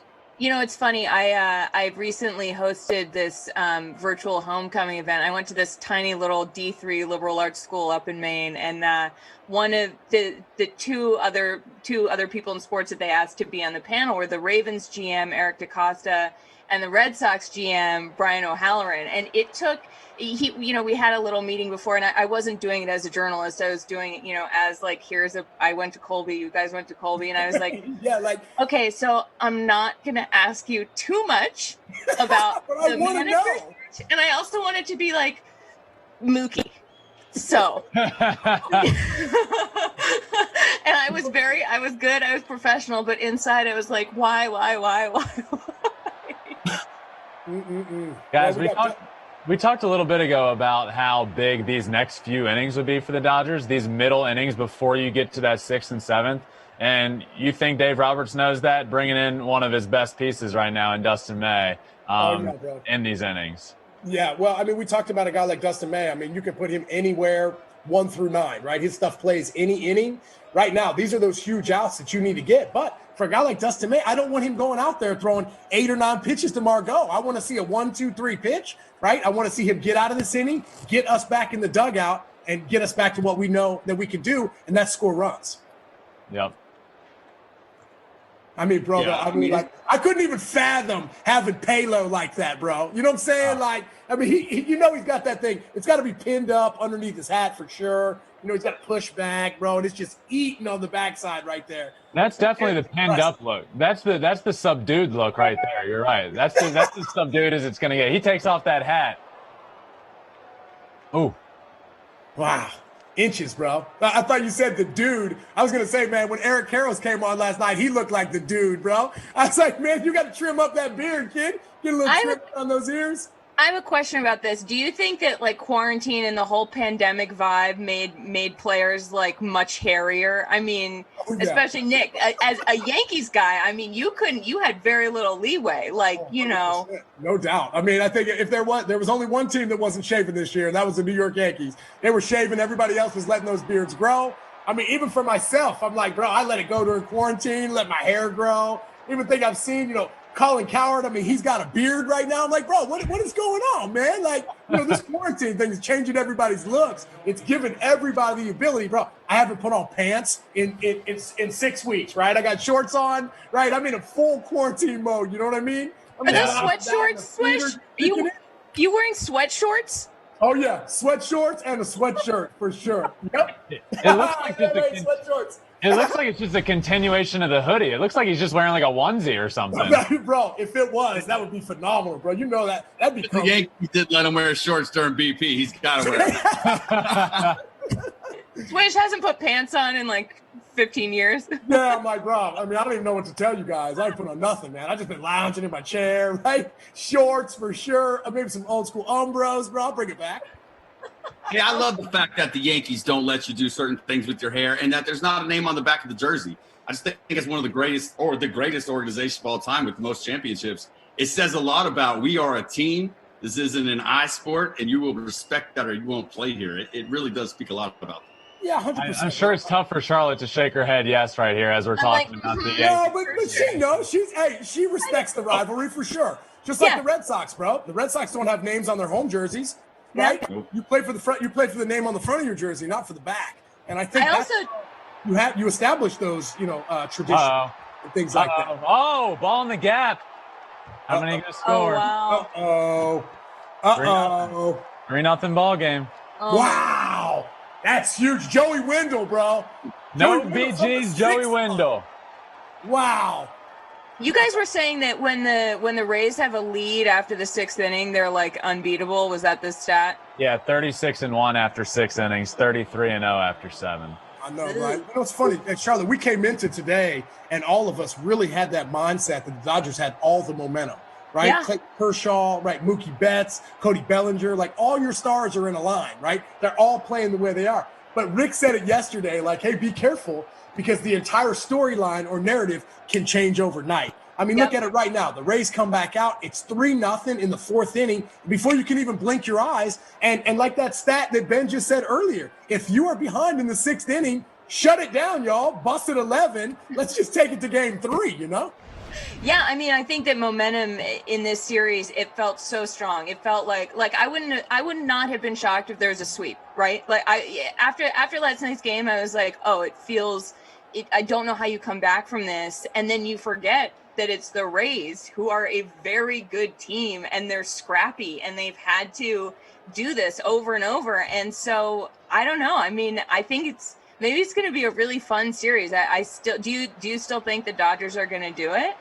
Yeah, I mean, I got the Dodgers in 6. I think Rick does too. My man up there, Ben, he got the Rays in 6. Rays in 6. We got a little mix up, which is good. I need this game. But guys, a big point about that inning there, and there was a botched double play ball with G-Man Choi running down the line, who's not the fleetest of foot, and he botched that, and you're out of that inning. And then the hit right after that, a little punched ground ball through the right side, like. It's kind of tough break there for the Dodgers that inning. You should have been out of that inning, at least once, maybe twice, and then you get that ball into the gap. Tough break there, I think. I mean, that's how it goes. That's how quickly the game can change. And obviously, big league ball players, they're very, capable of doing that sort of stuff. But I think just for us, I mean, Charlotte, you were amazing, dude. Like, just for you coming on and rapping with us. And by the way, your knowledge of the game of baseball is awesome, dude. I love the fact that you rep your Boston Red Sox. I love the fact that you're happy for a guy like Mookie Betts. You are what we need in this game. We need more fans like you, Charlotte, for sure. Thank you so much for coming on. Continue to keep doing all your stuff. And once again, if everybody's listening out there, the podcast is, I got to write down, the People's Sports Pod. Everybody go check it out. Charlotte Wilder, thank you so much for coming on, Charlotte. We'll see you soon. Thank you, guys. You roll. Talk to you soon. All right, take it easy. Oh, bro, she's dope. How much she know? Oh, and guess who's back, ladies and gentlemen? Let's go! 4-time World Series champ, number 24 in your programs, number 1 in your hearts, Tino Martinez!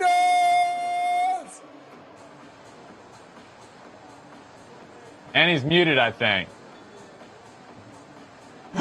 Hey guys, sorry about that, Yeah, guys. he's there. Sorry, I had a charity dinner to go to tonight. I apologize. Yeah, no, I know. I think the charity was named after you. It was a fundraiser, you know. I had to do it.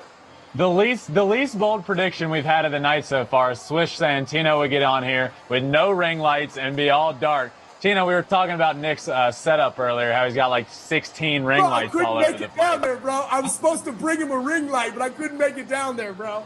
You know, I don't work for Fox Sports or ESPN. I don't know what a ring light is. Right on top of my head here. We got to talk to our producers, Mikey and Kristen, man. We got to get you something, bro. I'll buy one tomorrow. Can I get one to Home Depot? Where do you get them at? Amazon. I don't know. No, we'll get you up, bro. We'll slide one down there, bro. We got you. But I'm so happy you came back on, bro. How was the charity event, the fundraiser? How was it? Was it good? Yeah, it was good. It was good. I don't know promote what it was. USF football here in Tampa. They did an auction back in November where I had to be at a dinner for 10 people at a certain date, and tonight was the actual date. So that's awesome, man. It was good. Obviously, you know, you not being a USF guy, but you being a UT guy, University of Tampa, right? All-American, bro. Like, you know, I mean, how awesome is that to be able to give back in the city you're living right now? Yeah, it's awesome. I'm a University of Tampa guy, and my parents were as well. But University of South Florida has a football team. University of Tampa, where I went, is a Division II school. Right. So our football team is USF, and my brother-in-law is the assistant athletic director there. So I had to help him out and be at this dinner tonight. That's awesome, bro. You're the man, dude. Tino, I don't know. I know you've been busy. I don't know if you were able to see that last half, and I've missed you because you're the only guy on this panel with me that also has the Rays. But that was a big inning for the Rays there, and I talked about this before the game. It's huge for the Rays, I thought, in this game to come out and get a lead because everybody could see it. The Dodgers had some huge momentum coming into this game, and I think it was huge for them to come out and get that 1-run lead, and then there, obviously, to tack on 2 more was huge. So would you agree that to come out and get that lead was kind of big to crush the momentum that the Dodgers had? Well, 100%. I mean, last night's game, the Dodgers really dominated the game. They just buried them last night, pitching, hitting, everything. So tonight I thought Brandon Lau, you know, getting them on the board early, even that 1 run, it doesn't seem like much. But to get that lead right away is really a bit of a momentum shift right away to give the Rays the confidence that they have a chance here to get going again. And that's what the postseason's all about. I mean, this game, again, it's a long way from over. But to fall behind, the Rays fall behind 2-3 runs early, their mentality would be a little bit down and not real confident. So that's very huge of them to get that run. Yeah, and you say it's a long way from being over, but, you know, we've talked about the stats a few times, and with the Rays, their specialty is shortening games, is being able to shorten games better than anybody else. So, yeah, it's the 4th inning, but you got to feel like if you're the Dodgers, it's got to happen right now because once you get to that 6th and 7th and 8th, the game is over. Yeah, well, with Snell pitching right now, Snell has to hopefully go a few more innings, or for the Rays' benefit, he has to go about 2 or 3 more innings. He gets the 5th or 6th inning with a 3-0 lead or a 0 on the board period would be huge. It would take a lot of pressure off the bullpen coming in. So, yeah, you know, I can't see that the Dodgers are in trouble because, you know, they can score with some home runs and anytime you turn around here. So, but Blake Snell, I think he's locked in. He wants this game really bad, and the Rays need it really bad, obviously. There's one play.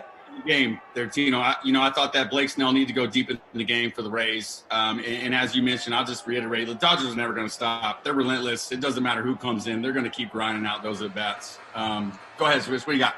No, I was just saying, man, I know you just came on. I'm not sure if you got a chance to watch that, but the one thing that we've seen, I think, throughout this playoffs has been amazing defense, right? Doesn't feel like there's been a whole lot of errors. Doesn't seem like there's been a whole lot of plays that guys haven't made. And that last inning, right, Kike Hernandez couldn't turn that double play, right? Ended up costing them 2 runs. Those are the things that you can look back tomorrow morning and be like, wow, man, that was the reason why we lost the game. Not because, we didn't, hit, but maybe that was the game. That was the straw that broke the camel's back.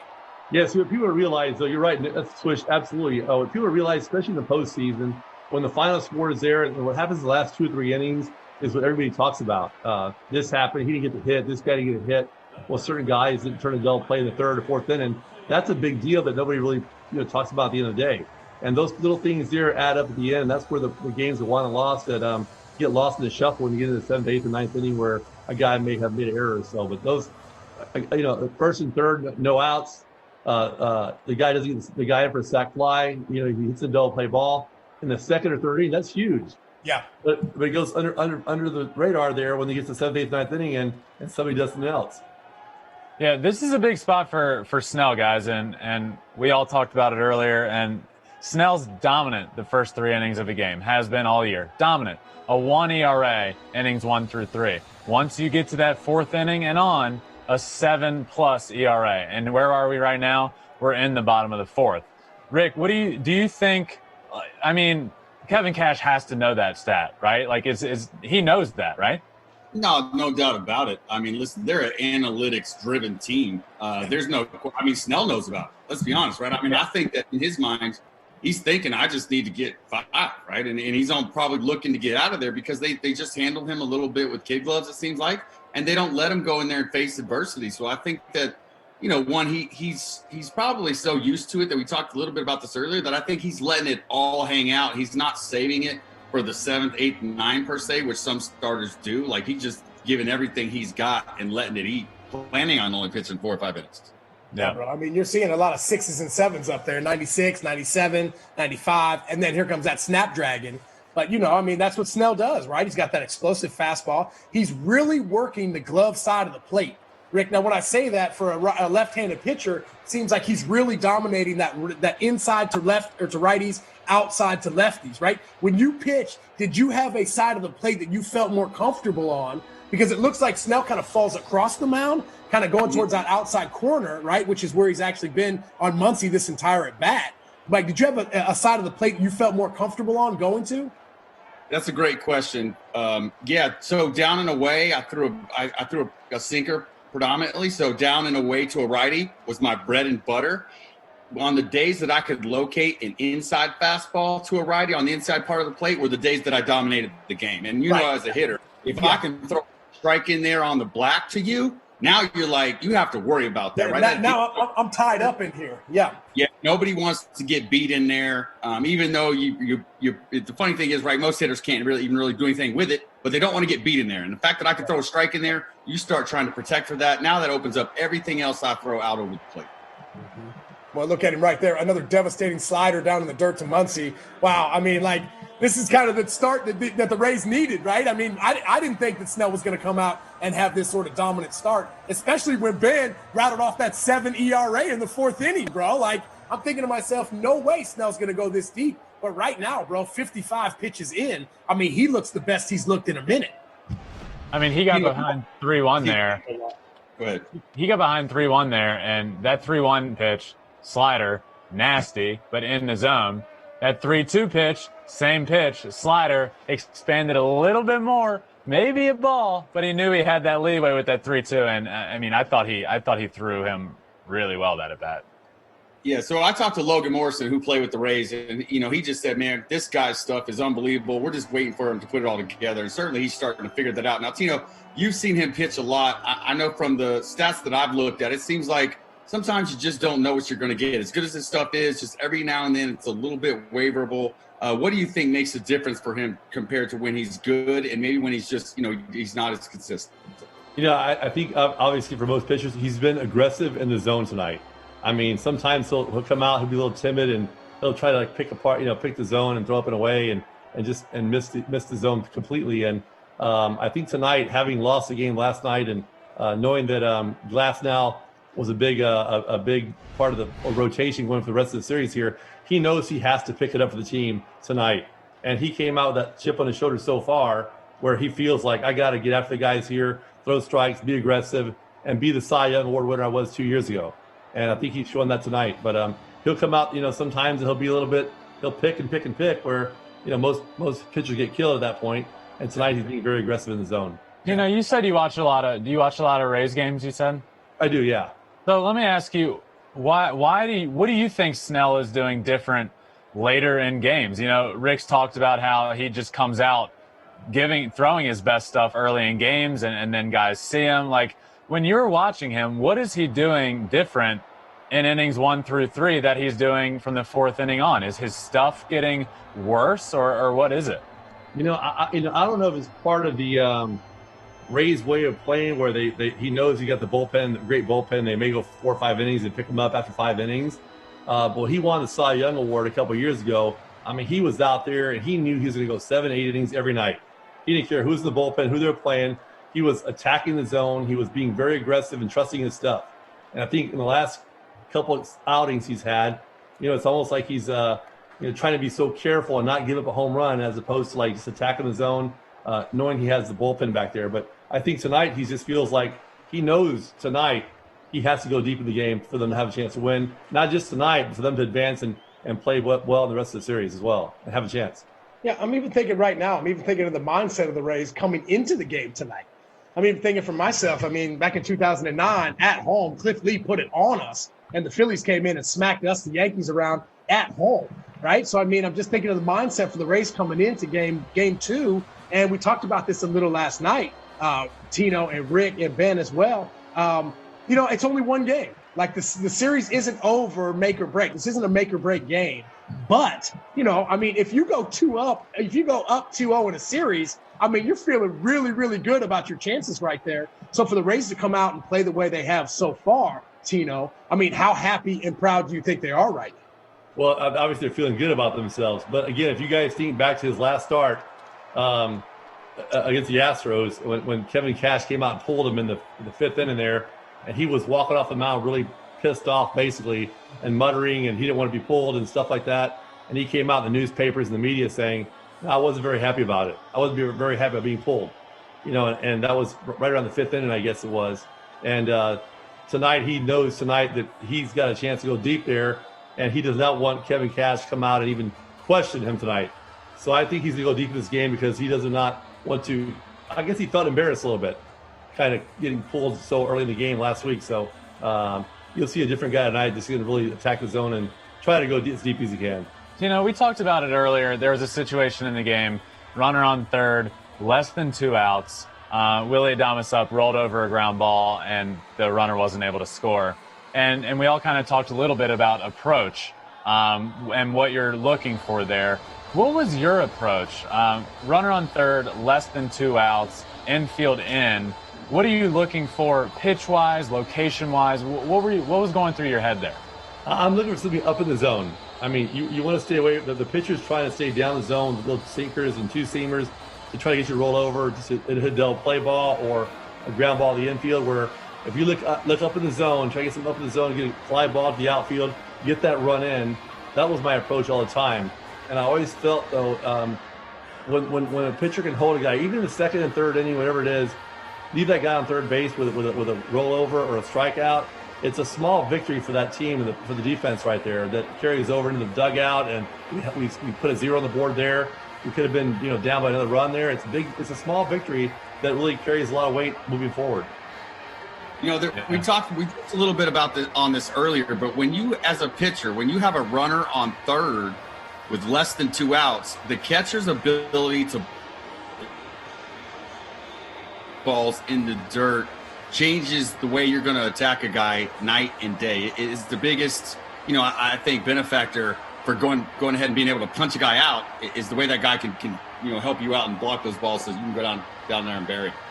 Yeah, I'm even thinking now for the pitchers and the way the shift is, bro, when there's 2 strikes, the third baseman is like at second base, right? He's where the shortstop is. So those runners are getting these massive leads, right? And just, deking like they're going to try and steal home. Would that bother you? I mean, especially as a left-handed pitcher, you can't see over your shoulder there at third base. You know what I mean? Would you be nervous in today's game that guys might be able to steal home plate on you? Yeah, I fully agree with that, but you have to trust your catcher. And if you remember the last series against the Astros, I'm talking about Zunino right now. He was blocking everything. I mean, he was blocking. And again with Snell up, pitching the game, and he knows that he's back there blocking balls. it's huge for both pitchers to have trust in their catcher, to be able to throw the off-speed pitch and bounce the ball and make them chase here and there, but as opposed to like having to throw everything right in the zone so that they don't have to worry about a pass ball. Yeah, huge deal. And Swish, to that question, absolutely, I think it would bother me, but I think you have to get to a point where you can't let it bother you because you can't control it, and it's just about executing pitches. But yeah, I mean, right, you see a guy jumping off, you're going to step off, and there's not even anyone to throw to. Nobody to even throw to. Right. Yeah. Right, absolutely. Well, this is it. Dustin May coming back out for his second inning of work right here. I mean, I'm telling you, right? He goes 1, 2, 3. I mean, the Dodgers are running out of innings, bro. That 36-1 or whatever that stat is, bro. Creeping up. Closer, you know? Yep. Creeping up on him. Hey, again, I guess, having Dustin, getting pulled early yesterday, I mean, that benefits him today big time. Yep. He's still fresh. He's coming out right. He's in the zone. He's attacking the zone. And we know his stuff's so moving all over and electric. If he's around the zone, he's going to be effective, most likely. We all talked about it before the game, and even before the show, we were talking about these Snell stats, and if he's throwing up zeros, do you stick with him? Obviously, right now you're going to stick with him. He's throwing so well, but this is what we were talking about. If he gets through those first 3, through those first 4 scoreless, do you have that confidence in him? And I think right now he's going out and showing you should have that. You should have that confidence in me. Yeah. Yeah, 100%. And I remember I thought about Eric Karros yesterday, again, to reiterate what he said. You have the Rays bullpen facing the Braves hitters, which is a big difference than, facing other teams. So he knows he's got to stay in that game tonight and shorten the game as best he can. Hopefully get through 6 innings and give the bullpen 3 innings to work with. Yeah. Yeah, I think it'll be interesting to see how far he lets him go. Just because, for my mind, Swish, you mentioned this, but this is a huge game for the Rays. For the Dodgers, they can lose one and be like, that's okay, right? We're coming back. But for the Rays, this is a big game. There's no way. Yeah, Rick. Since the World Series adopted a best-of-7 format in 1922, only 10 teams have come back from a 2-0 deficit. That's what I'm saying. You can't. You can't. Nobody thought the Dodgers were going to come back from 3-1, right? Like, that's the deal. You can't be getting behind teams like this, especially confident teams like the Dodgers, because they will just absolutely.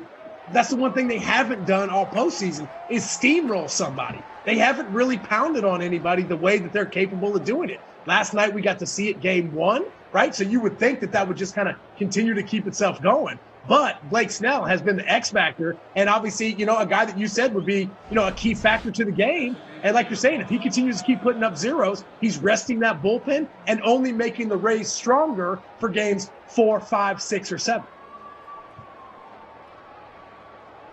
Especially the day off tomorrow. This is not 7 straight games. The day off tomorrow is huge. If the Rays can win this one, and it's 1-1 with the day off, it's like, it's a 5-game series. Yeah, total reset. 5-game series at that point, 0-0 ball game. Yep. Now, by the way, hey, can we talk about the numbers in the game? Number 85, bro. We can't get him like a 26 or something like that. They're spring training numbers. 85, bro. That's the number. Hey, I love it though, man. Guys are doing that now. They're going to the hockey numbers.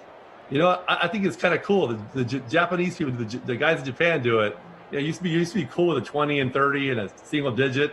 But I like these guys stick with those big, huge numbers. I mean, it's kind of cool that, Dustin May, you got Aaron Judge. Those guys they're going to play 10, 15 years with that number and make that number very popular. Right. That's true. Well, Aaron Judge has done that for sure. I don't know about Alex Verdugo wearing number 99, bro. It just don't look right. You know what I'm saying? It's like you got Judgy and then you got Verdugo, bro. You know what I'm saying? It's a little different. Judgy is only one person. All right. Well, I'm telling you, man, if there's somebody in the game see anybody numbers anymore. Say it again. It doesn't seem like you see very many people with single-digit numbers anymore. Hardly at all. Well, definitely for the Yankees, that's because all them things is retired, bro. They're shutting it down. They're like, bro, you'll be seeing triple-digit numbers at some point, bro. The Yankees keep retiring. They keep putting guys like Tino over there in Monument Park, bro. You know what I'm saying? Nobody's going to be able to wear those numbers anymore. I think it's cool, though. I think these guys, Dustin May can ask for any number he wants. I like the fact that they had that number and there's a reason for it. It might be the spring training number they got when they first got there. And yeah, that's what I was going to ask. That was my next question. What was your first number in spring training? Mine was 59. Yeah. What was yours, 59, Rick? yeah. Mine was 66. That's why. Oh, me too, bro. 66. Oh, yes. What about you, Ben? What was yours? 39. Oh, 39, wow. Bro. Goodness, great. Bro, you're like an all-star if you were number 39. I'm a big even number guy. Big even number guy. I didn't like 39. We got a question in from Steph. What's the story behind the number you wore? Perfect timing. Tino, we'll start with you. What's the story behind the number you wore? Okay, when I came with the Seattle Mariners, I wore 23. I love number 23. I was a Michael Jordan fan, whatever, and it was available. I mean, 23 is never really available, so I wore it. And then when I got traded to the Yankees, Don Mattingly, Donnie Baseball had that, bro. Yeah, you can't take that number. And like you said, Swish, so many numbers are gone with the Yankees. I'm like, well, what's available? I don't give you credit. Just give me a number. Yeah, exactly. And it was like 24 or whatever. I said 24 is fine. I had no reason behind it besides it was just the next number up. That's it. Let's do it. Rick, what about you? As a position player, my favorite player was Ken Griffey Jr. growing up, watching him. So I was 24 as a position player as well. That was it? He was your favorite player, so you just wore that number? It wasn't Tino Martinez, bro? Wasn't Tino Martinez your favorite number? I got a little better story than that, dude. So my father's number when he played the big leagues was number 9. And that was the number that I wore all through high school. Football, right? Baseball, that was my number, right? I used to love Magic Johnson. I was 32 earlier in my younger days. But then as I got older, I'm like, my dad's kind of the man, I'll wear number 9. Well, then when I go to Ohio State, right, for my first, yeah. Who was it? Another one? Oh, man, bro. 2 times. Do it, kid. Wow. Talk about getting off the schneid, bro. Wow, hey, that's amazing. At the right time, though, I know it. I was giving cash. Wish he heard you. He heard you. In the 2-hole again. Lau must have heard me, bro. Hey, Brendan, you the man, dog. You are the man, bro. That's phenomenal. I'm gonna tweet you in about 5 seconds. Yeah, no doubt, right?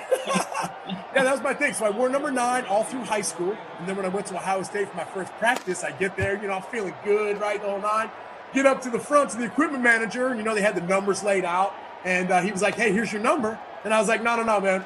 My number's right up there, man, number 9. And he was like, no, Rook, this is your number right here. And it was number 33. And I was kind of like, number 33, bro? Who's wears number 33? But then as I got to get, as I got used to it, I was thinking to myself, like, wow, I can kind of be an individual with my own number. And 3 times 3 was 9, which equaled up to my dad's number. So there was kind of like that, that little number thing too. So that was why I stuck with number 33. Dude, that's that's the best story. I don't have near a story like that.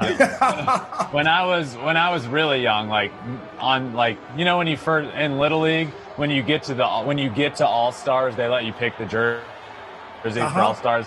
So when I was young, I used to be number 35. My brother's 9 years older. I'd be 35. And then I remember it got to a point where my brother said, hey, man, be your own guy. I respect and appreciate you doing that, but be your own person, be your own player. So I switched my number to 25 because I was a huge Andrew Jones fan. Oh, bro, for sure. Yep. 25 for a while, and then I got to college and I was gone and became 32. And then for the rest of my career, I was 32. That's cool. Hey, Tino, so one more number than you, Swish, number 10. I talked to Tony La Russa a little bit earlier before the broadcast, and he said to say hello, which he also said he'd love to come on and talk to us. Oh, bro, Tony La Russa, bring him on, baby. Bring him on. Is he coming on? Yeah, he's going to come on next game. Yes. All right. Oh, bro. Tony La Russa? Wow. Bro, legend. Did you see the hype about him possibly managing for the White Sox, or the White Sox asking for permission from the Angels to let him manage? I saw that, and Tony he's going to think about it, man. They got a good ball club there. He started out with the White Sox back in the day. He's still got he's got that what it takes. He's a Dusty Baker type guy, the kind of guy who you grab that young team that's talented like the Astros were, and you give him that veteran leadership, the calming influence. He could be the guy. He could be that X factor. I don't think anybody thought the White Sox would be what they were. One more shot at the time. Yeah, one more time, man. One more time. Let's go for it. Hey, you know what? Hey, why not? Tino, he asked you to be the hitting coach. Would you do it? Probably. Let's go! Tino Martinez for hitting coach. Let's go. You know what? Tony is tough to play for. We know that he's a great man to play for. He's a great guy, but when he's the kind of guy when you get done playing for him, you appreciate what you learned from him. He's so smart and he pays so much attention to detail. I mean, he was really good about every little thing. He didn't leave no stones unturned. And I've talked to him the last 3 or 4 years. He's working for the Red Sox. I see him in the stadium when the Red Sox play the Yankees, and he's just so passionate about the game, man. And I just love him. The guy's a great guy, and I would love to. If I had an opportunity, I would think about working for him for sure. Love it. No, Tony, you got your man. You got Tony right there. I love when Swish gets his hands right here. You know something good's about to come out. You know it. I can't help it, bro. I mean, I just think for myself, I think nowadays it's like there's so many ex-athletes, and we can all talk about this right now.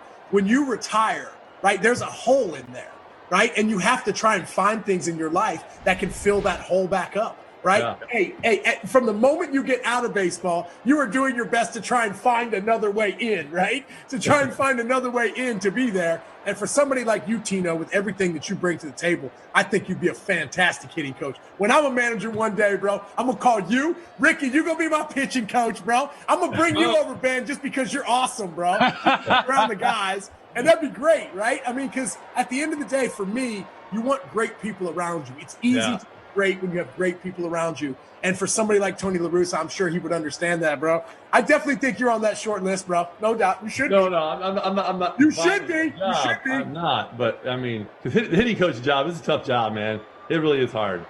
Well, because you did it with the Marlins. I mean, like, you got to be able to kind of, make sure you're almost like a psychologist, right? Totally. You're a psychiatrist for sure. It's more a psychiatrist than it is the mechanics of hitting. You teach them whatever. And then the thing is, throughout the game, you live and die with those guys. You suffer when they strike out. You feel like you struck out. When they hit a home run, you feel good about them. You just want them to do well, and but you struggle with those guys every game. It's a grind. Is there a hitting coach for? We'll go start with you, Swish, and go through all of you guys. Is there a hitting coach throughout your life, really, but also at the major league level that sticks out that helped you the most? Oh, Kevin Long, dude, no doubt. Right, was able to win a World Series with him in 2009. He's been over there with the Nationals. Was able to win a World Series last year. He's a free agent this year, so I'm really interested to see where he's going to go, because whoever ends up picking a guy up like Kevin Long, he can change an organization overnight. He brings energy. He brings passion. He brings love. He brings all of that stuff. He's like a big brother to me. And if it wasn't for him when I first got to New York for the Yankees, I don't think I would have been able to put up those numbers, because when I got there, he was the first guy to really be able to break down my swing and tell me exactly why I was successful and why I was not successful. And now it's the same way that I teach kids how to hit now. I teach all about connection, knowing your body, knowing what's working, and backside and your legs are the engine that drives the swing. And I feel like that's exactly what Kevin Long said. So for me, man, to be able to have somebody like that, I could not have been more blessed. Rick? Rick Eckstein helped me when I first switched over to be a hitter, and I thought he just really taught me about my body, my hands, the same thing you're saying, Swish, the connection. And then one guy that I was actually still pitching, but I thought was the most positive person I've ever been around was Mike Easler. They called him the Hitman. Yeah. He was just beautiful, man. It was like, you're going to get him. You got it. It didn't matter if I've seen guys have the worst swing they've ever had. But they left the game feeling like they had a chance, right? And I thought that was important. I always, when I watched hitting coaches, I didn't like when guys were almost too honest. And let's say you didn't have it that day, and they're like, nah, that's not. Yeah, bro, that ain't it. I just want to think that I have a chance. So those are the guys that I'd really highlight. What about you, Tino? Yeah, well, I would have to say my first the best manager I ever had. Well, in my early days was Lou Piniella for the Seattle Mariners. Big Lou. Bro, we go golfing with him all the time, bro. He's a treat, bro. He is a treat. And that guy who was our manager was a great manager, though. And that guy knew hitting like nobody else. I mean, he was a great hitter himself throughout his whole career. People don't realize how good Lou was. But he was a guy. We had a hitting coach, Lee Elia, who was also our bench coach. So we didn't have a so-called hitting coach back then. And Lou would if you're struggling, he's on video, and he'd bring you out there early. He himself if Edgar Martinez is struggling a little bit or whoever, Ken Griffey Jr., he's out there early hitting every day, and he's making you do these different drills that gets you to get back to where you want to be, where you get that feel again. You start losing your feel basically when you're not hitting the ball well, and he makes you these weird, strange drills where, he'll tell you, hey, pick your leg up and try to hit every ball out of the ballpark for like 20 swings. And you lift your leg up and do all that stuff, whatever. And he goes, all right, now go back to your regular swing. And you start like you get back to this point where you start whipping the bat again and stop feeling for the ball. And he was the guy who taught me so much early in my career that really made me the hitter I was throughout the years because of what I learned from him, period. Hey, are there any other drills that people could teach to kids or something that really stuck with you that you learned along the way, whether it's for Piniella or someone else? Yeah, I mean, for young kids, it's a little harder because, the young kids, you just got to make them just hit the ball and get comfortable with the plate, whatever. But when you get into high school, your sophomore, junior year in high school, you can start teaching them things like, stay on that back leg. I'm not talking about launch angle and stuff, but just learn how to sit on your back leg, let the ball travel longer, and just explode off your back leg. A lot of kids, when they see the ball, they want to go out and get it. The young kids want to go out and see it coming and go attack the ball with their body, as opposed to learning how to really sit back on that back leg and let that ball travel into your zone and use all your power to kill it. That's really hard to learn, but it's very easy to teach because most kids feel like, let's say a guy's throwing hard, like, in high school, 85, 88, and that they get all jacked up and they just attack the ball with their body. It's just too late. Kind of like being a collision hitter a little bit. Absolutely, yeah. Learning how to let the ball travel to you, to your zone, and you stay back behind the ball and drive from your backside is what you want to teach them. Yeah. Well, as we see Blake Snell just absolutely cruising along, bro. Doesn't even look like he's sweating so far. 2 outs here in the bottom of the 5th. Joe Kelly's actually warming up for the Dodgers. Probably going to see him next inning. You said talking about drills and things that you really, that really helped you out. And I think for myself, even now working with younger kids, they don't know anything about hitting off a tee, right? It's all about high velocity machines and the whole nine. But if you don't know how to make contact with the baseball the proper way, you're doing it wrong. You're rushing to get to the ball. Your angles are all off, right? So for me, it's like even working with my nephews now, I'm like, hey, let's start off hitting off the tee so we can get the proper swing, and then we can move into our front toss, and then into our BP, and then into our high velo. Because my biggest thing is watching these young kids now, I don't want to see somebody hitting off a high velocity machine if they have bad mechanics. Because you have to be able to have proper mechanics if you want to be able to be compact, have that connection like we were talking about, Rick, and do well. And so for me, one of my favorite drills that I ever did was the net drill, right? It's where you put that net on the outside part of the plate and you have to stay tight and tucked to be able to get and reach that inside pitch. Obviously in Yankee Stadium, bro, the right field line is only like 310 feet away. So that's obviously where I'm aiming right there. So anytime I think it taught me and it more helped me on the outside pitch because in early batting practice, when K Long is flipping me front toss and I'm hitting balls 430 feet into the second deck pull side, all of a sudden I get back into BP and I'm like, wow, I don't really feel like I have to swing as hard to be efficient. And that's exactly what I was trying to do. I've always thought of my swing like a knife because if a knife is dull, it's no good to you. So every day you got to sharpen that knife and get it ready for that game that night. Tino, what would you? I know personally, like if I'd have a game where I struggled or I didn't feel like my swing was where it needed to be, and this goes off Swish's point, I would go and hit off of a tee and really get a feel for where my swing was. What's something that you would do if your swing was struggling for a few games in a row to kind of lock yourself back in? Yeah, first of all, I was definitely a tee. I love the tee, man. I think in today's game, the tee is a lost art. The kids don't use the tee no more. These new coaches come in, these analytic coaches with the launch angle. There's no tee work. But I tell kids all the time, high school kids, I tell everybody that the best hitters I ever watched play. 5-2 ball game. All right, baby. All right. Sorry, Tim. Go ahead. That's right. No, this is more important here. It's all about the game here. You can be more important. Everybody wants to hear what Tino Martinez. I know more important than learning how constant Tino Martinez hits. Yeah, come on. No. I just feel like I thought the same thing. Though when I was in trouble, I hit off the tee my whole entire high school career on my own in my backyard in practice, and I always tell them the best hitters I've ever seen play the game: Albert Pujols, the A-Rods, Scott Rowlands, Edgar Martinez, Ken Griffey Jr. All those guys did the tee every single day.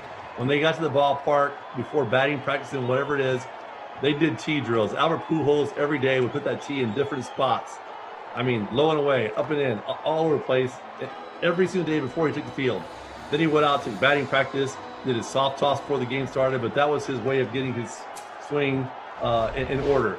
And what the tee does is you can't cheat on the tee. So if you cheat on the tee and jump at the ball, you're going to top it off the tee. It's not going to be a good swing. And it teaches you really how to stay back on the ball, the tee, and drive it back up the middle to both left center, right center, and up the middle again without cheating. If you cheat, jump, if you're out front, if you open it up, you're going to top it, you're going to hit the bottom of the tee. It's going to be a bad swing. You get your results right there. Right there, you know exactly if it was a good swing or not. And it really helped me a lot. So if I struggled, I would go back to the tee like I always do. And some days I'll do the tee and soft toss where the guy's throwing a nice soft toss and I'm really raking in the cage, staying back. And I wouldn't even go out in the field to hit batting practice. Because when you go on the field to hit batting practice, you're struggling, you're worried about the results. Where's the ball going? Is it over the fence? And you start swinging harder and you get out of your game again. So if you stay in the cage and do soft toss only before a game, when that ball comes, your mechanics are going to be right back on where they should be. Love that. Well, I mean, Chris Taylor with a huge home run right there, like you said, to make it 5-2. Right now, this is kind of one of those innings, right? I mean, Mookie Betts up to bat right now. If Mookie gets on right here, I mean, Cash can have to start getting somebody warming up. I know Snell's only 85 pitches in right now, but still, right? Like, you can't take the chance because this inning can get away from you before you know it. Yep, and he knows the numbers. I'm sure if this guy gets on, someone's definitely going to be going if they aren't already. Yep. Much as he wants to build that credit and that rapport with his starter, there's no way that he has to be able to shut this game down. We talked about how important this game is. The Tampa Bay Rays cannot go down too low, or they definitely don't want to, I should say. Yeah, on the social feed right there, it said Taylor finally did something this postseason. You're right. I mean, hey, better late than never, right? I mean, he was kind of one of those guys that, had a completely revamped swing. I mean, right there, he walks Mookie Betts. Now, all of a sudden, another swing of the bat, and it's a 5-4 ball game. I mean, that's definitely possible for the Dodgers right now.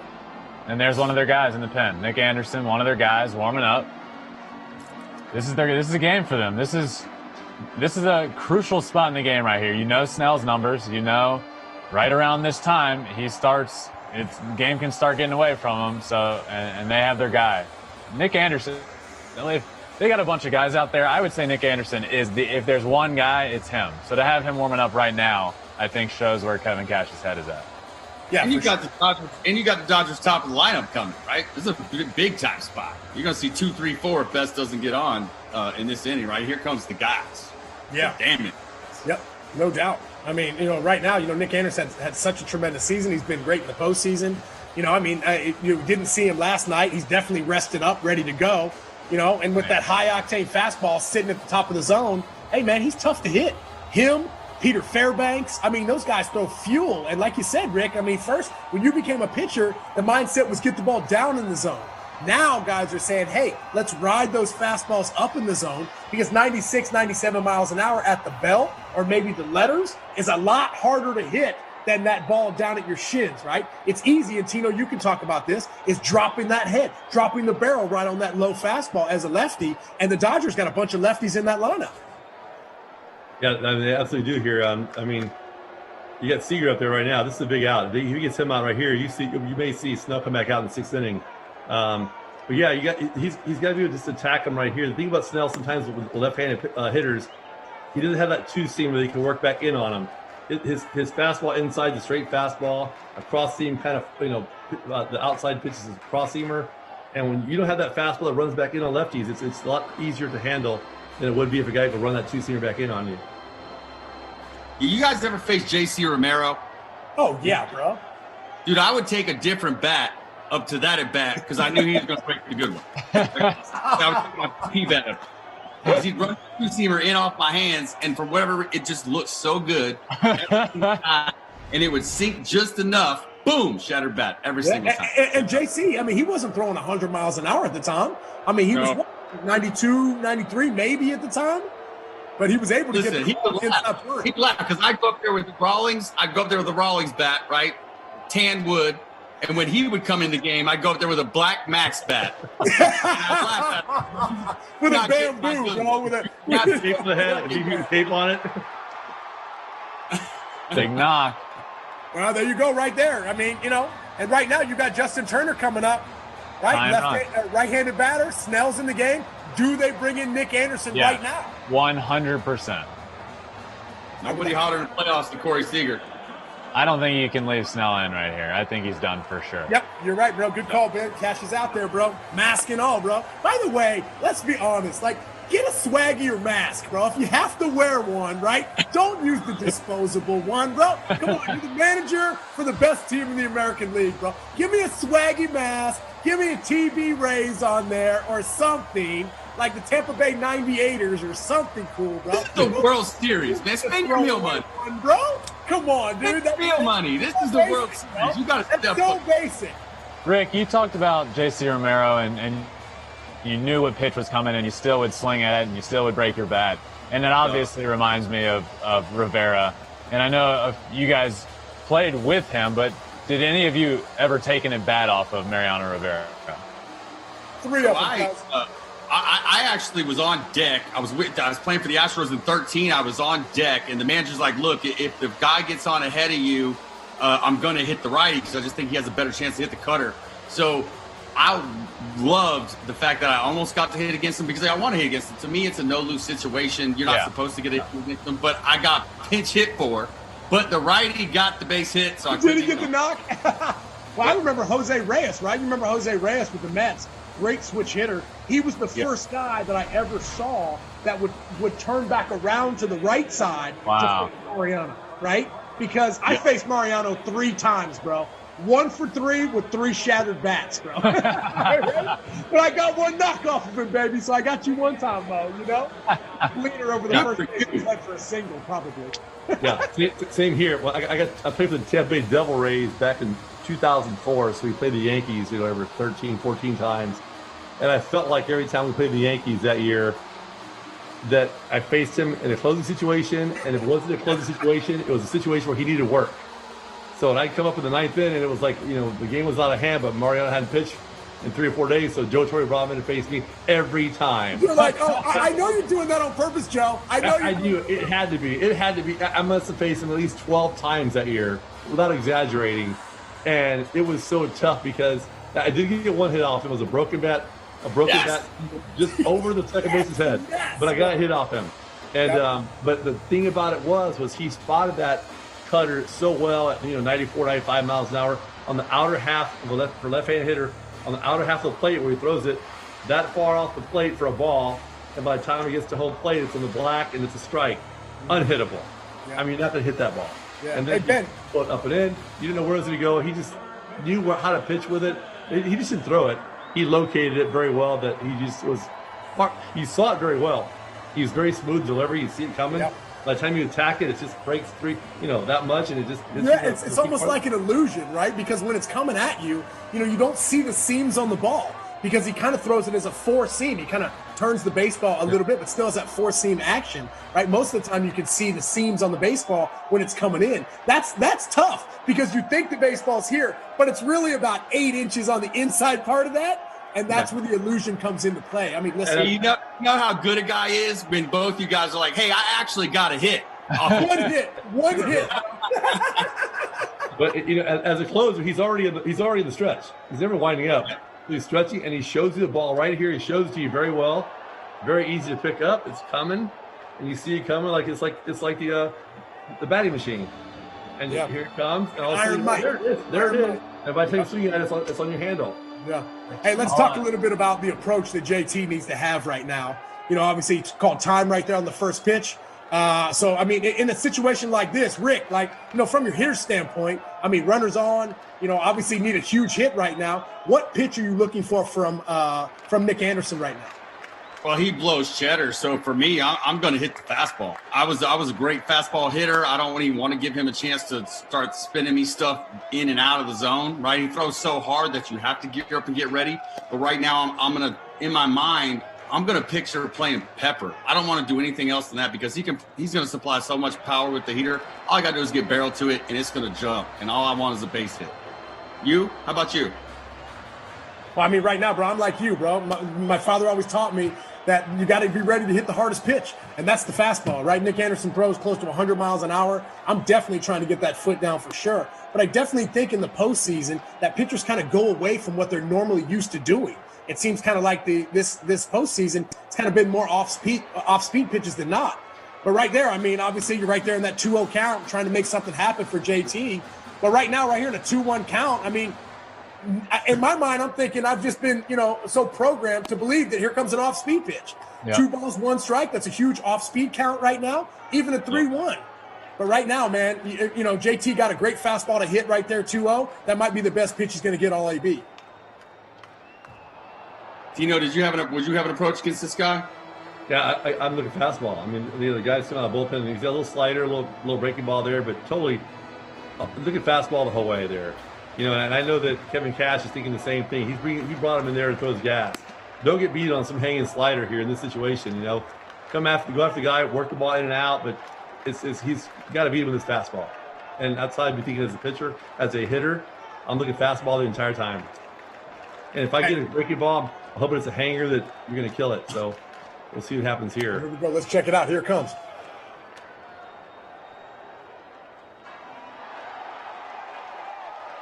Got him. Blew him away, bro. Wow. Blew him away with the cheese down, too. Wow. He must have been sitting. I have a quick story about that. I played for the Tampa Bay Devil Rays. Do we have time to say that? Yeah, of course. Yeah. So I played for the Tampa Bay Devil Rays, and we had this rebuilding team, and Lou Pinello is our manager. And we were facing Big Papi in Tropicana Field. I was playing first base. And it was late in the game. We were beating the Red Sox there. We're down, but we're up by 1, and Big Papi comes up. And we have Jesus Colome in the bullpen, who throws 99, and Lance Carter, who throws a really good changeup, 88 miles an hour, 85 miles an hour with a really good changeup. So Lou goes to the bullpen and brings in Lance Carter to face Big Papi, and left Colome in the bullpen there. So Lance comes in there, and he throws Big Papi a fastball, 85 miles an hour, and Big Papi hits it off the back wall at Tropicana Field. A fastball. Lou comes out, human, foaming at his mouth. God, yeah. Just, of course, I'm a veteran guy back there, so I'm going to go to the mound and try to calm down Lance Carter, even though he's taking him out. And he gets to the mound, and he says, just like this, I don't want to curse over the phone, over the here. Gee, damn it, son. If I wanted a goddamn fastball, I would have had Colome come in. Change up. That was it, man. He went away from his best pitch. Nick Anderson did not, right? Yep. Fastball is his best pitch, and he said, "You know what? I don't care what the numbers are, baby. I'm coming with the gas." Don't get beat on a hanging breaking ball there. Yep. I feel like you definitely don't want to lose on your second or third pitch right there in a moment like that. Here comes my best pitch. And Nick Anderson said, hey, baby, here it comes. 96 miles an hour down and away. JT might have been sitting a little soft on that. Looked like he was a little behind on that fastball. But, in situations like that, it's almost like as hitters nowadays, you get so geeked up and ready for that 100-mile-an-hour fastball that it seems like a lot of guys start mixing in those wrinkles, sliders, a lot more changeups than they have in the past. Well, I think and you guys know, like how many times you've been in the outfield, or Tino, you're at first, and you watch one of your pitchers lose on their second best pitch, right? How frustrating is that as your team, your defensive player, right? It's totally frustrating. I think what pitchers don't understand a lot of times though is how hard they are to hit. There's some guy, guys throw 96 miles an hour, and they don't understand how hard that is to hit, and they're just trying to be cute and trick guys, whatever, with different pitches. Like, if you faced yourself one time and realize how hard you throw and how tough you are to hit, you won't throw a breaking ball every now and then. You know what I'm saying? They don't understand how hard it is to hit those guys. If they knew that, they would be confident in their hard stuff. I want to point on that. I faced Jason Schmidt. You remember him with Pittsburgh? Yeah. When he came back from surgery, I was still pitching and I was hitting. I was in an 0-2 count, and he threw me an inside fastball at about 96, 97. It was his hardest pitch I'd ever seen, but it was on the inside corner for strike 3. I swear to you, his front foot hit, and it was strike 3, and I was out. My back never left my shoulder. But as a pitcher, I realized right then that's the best pitch I need to learn how to throw, because I just pictured myself as a good hitter, whether I was or not. I had no chance to hit that pitch. It was by me before I could even think swing. Yeah, Here we go. Big Joe Kelly in the game right now. G-Man Choi, bro. By the way, how awesome is G-Man Choi? I mean, just plays the game with such love. And by the way, if there is somebody in the game of baseball that owns Garrett Cole, it's this dude right here. So for him right now, I mean, you got to love what he's doing. I mean, he takes pitches, he works the count. And by the way, I've never seen a big man do the splits like that at first base for sure. Can we talk about how he just started switch hitting again this year? And his first at bat as a right-hander in like years, he hit a homer. He went deep. He went like 4-something too, bro. He splits at first. Nick? Oh, yeah, bro.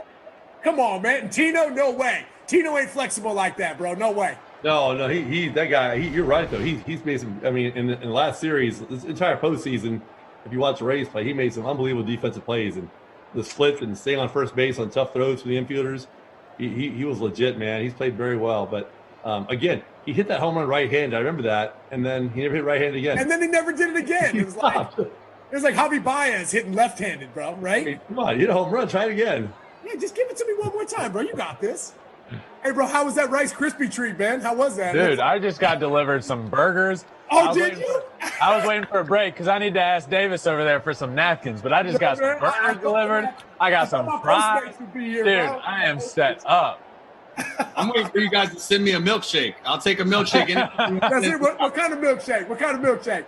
Oh, man, put in all the goodies, right? Just make it just like a Tonight Dough. Put in some Snickers, maybe a Heath bar, a little bit of Oreo, even a brownie if you want to. Just a big glass of milk. Everything. Just a garbage can, bro. I'll put it all in there for you, bro. Yo, Davis said this is Apple Pan. He said you know what it is, Swish. Oh, yeah. Well, I know me some Apple Pan. You're going to like that, bro. You're going to like that burger. You guys have talked a lot about, pitchers that own you, but what about guys that you own? What about a pitcher that you went up and was like, even if, there's some guys that could be the best pitcher in the world, but you just know going up, I got this guy's number, I'm going to get a hit against him. Anybody stick out to you, Swish? Yeah, I think to myself, I'm trying to think of like the real good guys that I faced and I kind of had a little bit of success again. I think your brother maybe being one of them. I was able to run into a couple solo bombs off of, big old JV, bro. So I'm going to tell my kids, I took that Hall of Famer deep for sure. But he was one of those guys, man, he pounded the zone, right? He established his fastball, and I was a fastball hitter. So, when you throw 98 miles an hour and you run into one, they usually end up going a long way. But I think one of the guys that really stood out in my mind that I really had his number was King Felix, right, in Seattle. I think I hit 4 or 5 home runs off of him, as well as Dallas Keuchel, bro. Never made an out off Dallas Keuchel, bro. So, that left-handed little changeup, bro, I'm sitting on that, baby. There you go. Good Choi, little base hit there. There you go. Continue to keep it going. What about you, Tino? What about a guy that, a higher profile, good pitcher that you kind of had his number? I can't say I really had anybody's number like that. I mean, I hit good off them, but those same guys, Pedro, got my hits off him, but he struck me out a lot too. You had everybody's number. That's why you can't pick one. Young Q, bro. I know you had his number, player. I mean, I can't say I've had anybody's number. I mean, I've had just, it was all a battle for me. I just enjoyed the battle. But I do have one story about King Felix, man. I was last year in New York, 2001. King Felix, I'm sorry, no, I came back in 2005 for one more year. And King Felix was like his second year in there. He was throwing gas. Gas, bro. So we're in Seattle over there at Safeco Field. I'm all right, I'm going to check this guy out here. So I go up to my first at bat. And he throws me the first pitch, this nasty breaking ball. Boom, strike one. I mean, I was like, damn. Nasty changeup. Boom. Boom, strike two. Next pitch, nasty breaking ball, backdoor, boom. I didn't take the bat off my shoulder. And I was like, oh, shit. Uh-oh, G-Man. It's time for me to retire. I've never taken 3 straight strikes without swinging at one. I strike out swinging, but I took all 3 because I just couldn't pull the trigger. It looks like kind of this game's starting to kind of get away from the Dodgers a little bit. I mean, obviously first and third here for the Rays. I got another story about that by not swinging at any pitch in the at bat. So it's my first ever big league spring training game. I get called up from the minor leagues, bro, and we're facing the Texas Rangers, right, in spring training. I'm with the A's. Bro, I'm so nervous, right? It's only a spring training game, but I put so much pressure on myself. I want to do well. I get out there for my first AB, bro. Strike 1, strike 2, strike 3, right? Didn't even think about swinging the bat. I get back into the dugout, and Rob Washington, bro, who's one of the funniest guys, he's like, damn, Swish, I ain't never seen a mother get a hit with a bat on the shoulder, bro. And so from that moment forward, bro, I always thought of him. Whenever I was in an 0-2 count and I hadn't swung the bat, I was swinging that next pitch, bro. 100% I was swinging. But I wasn't taking. I wasn't in take mode. I was ready to hit. It was like, I mean, yeah, right? I couldn't swing. Yeah. Hey, two guys that up pretty good was Bronson Arroyo. My wife used to call him the ballerina just because of his hand. But I crushed him. And then Tim Wakefield, all knuckleball guys. Oh, yeah. I absolutely murdered knuckleball guys. And Tim Wakefield was one of them. So I couldn't wait to face those guys. It was like playing beer league softball. Another sack fly right there. 6-2 Rays. Those are big bats right there. Exactly, Tina. That's what I was about to say. These are the runs you need. It's hit the ball hard, left field, take that run. That's what you need to do. Home runs. You know, it's funny, man. I'm sitting here and I'm watching. You know, I'm watching Joe Kelly throw right now, and I'm thinking to myself, like, wow, you know, I know he has electric stuff, but that just goes to show you, man, regardless of who you are or what kind of stuff you have, if you're missing in the middle part of the plate, these guys are going to hurt you, right? Like, well, I faced Joe Kelly in 2016 when he came for a rehab start in the minor leagues in Scranton, PA, right, for the AAA Yankees, right? And I had a chance to face him in the big leagues, but this is one of those guys, man, when the ball comes out of his hand, it's just like a shotgun. It just jumps out of his hand, and he's got so much, life on his fastball, movement on his breaking ball. But that just goes to show you, if he keeps continually missing in the middle part of the plate, it doesn't matter who you are. These players get paid to do stuff like that. They get paid to make contact with those pitches. Yeah, I remember. When the window got this nice little backdoor, this nice breaking ball right there for a sac fly. I mean, he just did him a huge favor. Like, here you go, just whack it out there. That was easy at bat for him. But again, he should have stayed with the fastball. Yeah, no doubt. You just talked about it, and when you miss pitches out over the plate, no matter how hard you throw, at a certain level, once you get to a certain level, here you're going to be able to hit it. And I remember, throws away. He's going to get to second. I remember in the minor leagues, and it seems like everybody throws 100 now. It seems like every team has somebody coming in out of the pen throwing 100. Personally, I always liked, if I had to see velo, I would have rather seen 100 miles an hour straight than I would 93, 94 with that thing. 100%, man.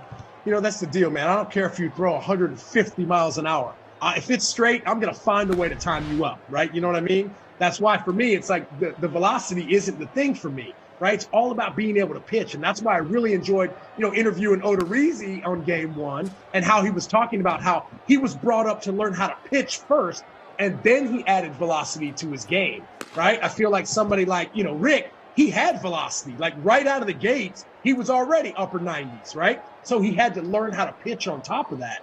Rick, do you think things would have changed a little bit if maybe earlier in your career you didn't have as good of stuff, and maybe you would have had to learn how to pitch rather than being able to just get away with electric stuff?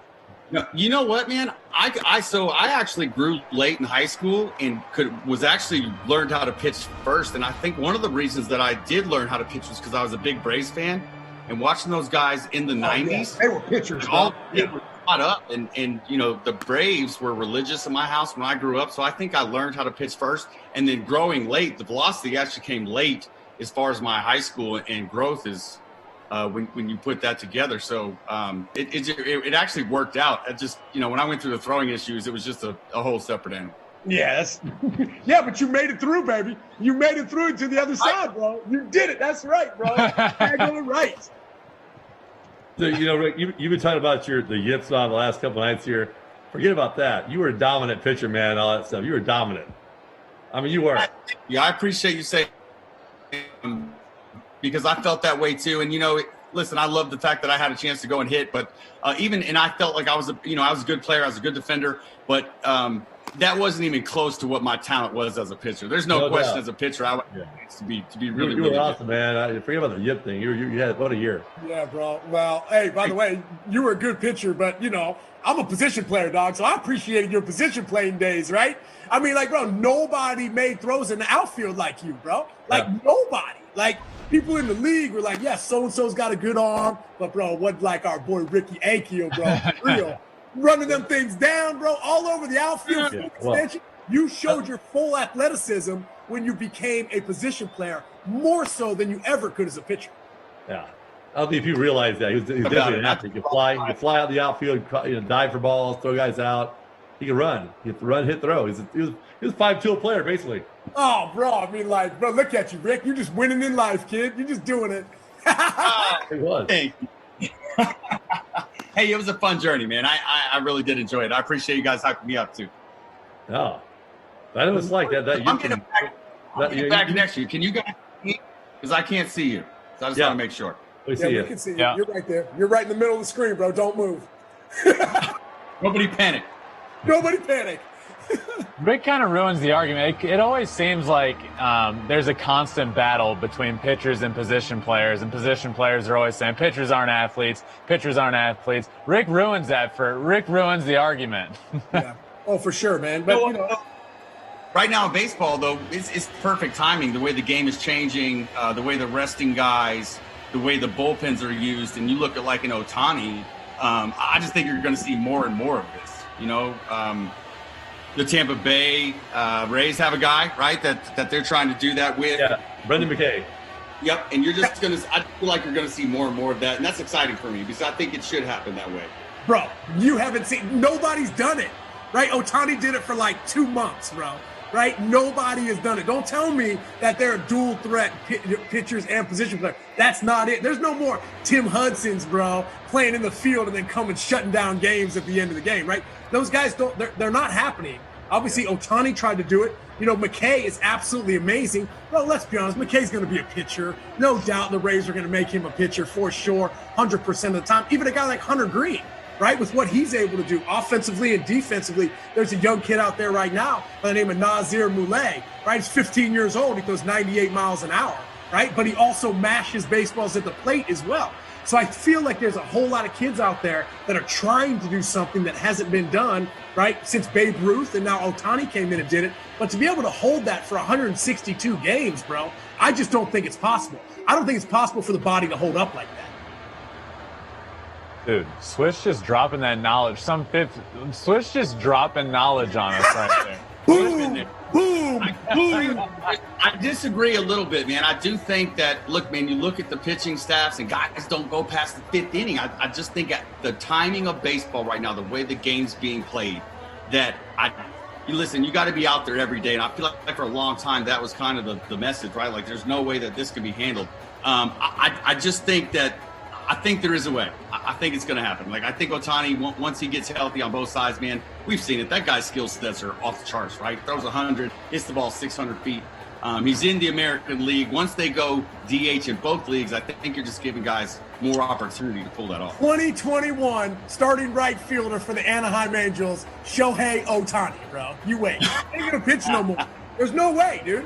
Like, I just don't know, man. He had the TJ, right? I think they really realized, like, wow, this kid right here, he's the fastest guy we got on our team. He has the best arm, and he has the most power on our squad. I'm not going to waste that, right? I'm going to put that man in the outfield. I'm going to be like, hey, baby, show your full athleticism. Let everybody come and watch, because I'm going to need you protecting a guy like Mike Trout for the next, 10 years or however long Mike's contract is. Ohtani has the ability to do that, right? Offensively, I think as a position player, I think the sky is the limit for him. Obviously, he throws 100 miles an hour, but how nice would that be coming out of right field, hosing guys out at every single base? Ain't nobody going to take an extra base on a guy like that. I mean, I don't know, bro. I mean, I know the Anaheim Angels need pitching. I get that. I think Ohtani is wasting a lot of talent if you keep him on the bump. What I have, let me give you one point, right? And I agree. I do understand what you're saying. But one point to that is when you look at the last 3 World Series and how many times the bullpens are just getting overused and abused. Now, you got a position guy like Ohtani that can go in and give me an inning or two and then go back to right field and then do that again or whatever. Now, that changes the outcome of the World Series right there. But he's got to prove that he can do that, bro. Nobody's proven that they've been able to do that. Injury sets when your manager coming soon to the Angels, you're telling me you ain't gonna put him in if you got that option, and then put him right back in right field so you don't. I know, right? I'll be like, hey, man, who do I want to bring in? Like a Shoemaker, and I want to bring in Ohtani, bro. I want to bring in Ohtani. I hear that. I hear that, no doubt about it. But maybe that's how they should start using him. Maybe that's how they should start using him. Instead of trying to make him, on 3 days of the week you're going to hit, and then on Sundays you're going to start on the mound, and then you're going to get a blow, and then you're like, why not use him like that? Why not start him in right field? And hey, if on Tuesday and Friday we need you for one out of the pen or out of right field, we're going to bring you in. You're going to pump 100 in there, and then you're going to run back out to right field and play the rest of the game there. I mean, that's true. I mean, by the way, the reason why he signed with the Angels was because that was one of the only teams that was going to guarantee him X amount of at-bats per year, right? That's the reason why he signed there. So, yes, right, we tried this for a couple years. We thought it was going to work. It hasn't quite panned out. Listen, the Anaheim Angels are one of the most underachieving teams in baseball this year. With the amount of talent that they have on that squad, Joe Madden just got over there, brings a little swag, brings a little fun. It's not going to happen. It's not working for them. He's the right guy, though, too, right? He does wacky things. That's right? He was in it. Will Smith. Will? Here we go. Getting jiggy with it, baby. Let's go, Will. Keep it going, baby. Jesus. Hey, last thing on that, just because I want to say it. You know what I love about it, too, is when we look at little kids in the game of baseball, and I see kids in Little League on travel ball talking about, I'm a PO, a pitcher only, and you're 9 years old. What is that, right? I want a role model like Ohtani so these guys can look up and say, I play both positions. I play everything. I'm a ball player. Yeah, It's bro. They're creating specialists now, bro.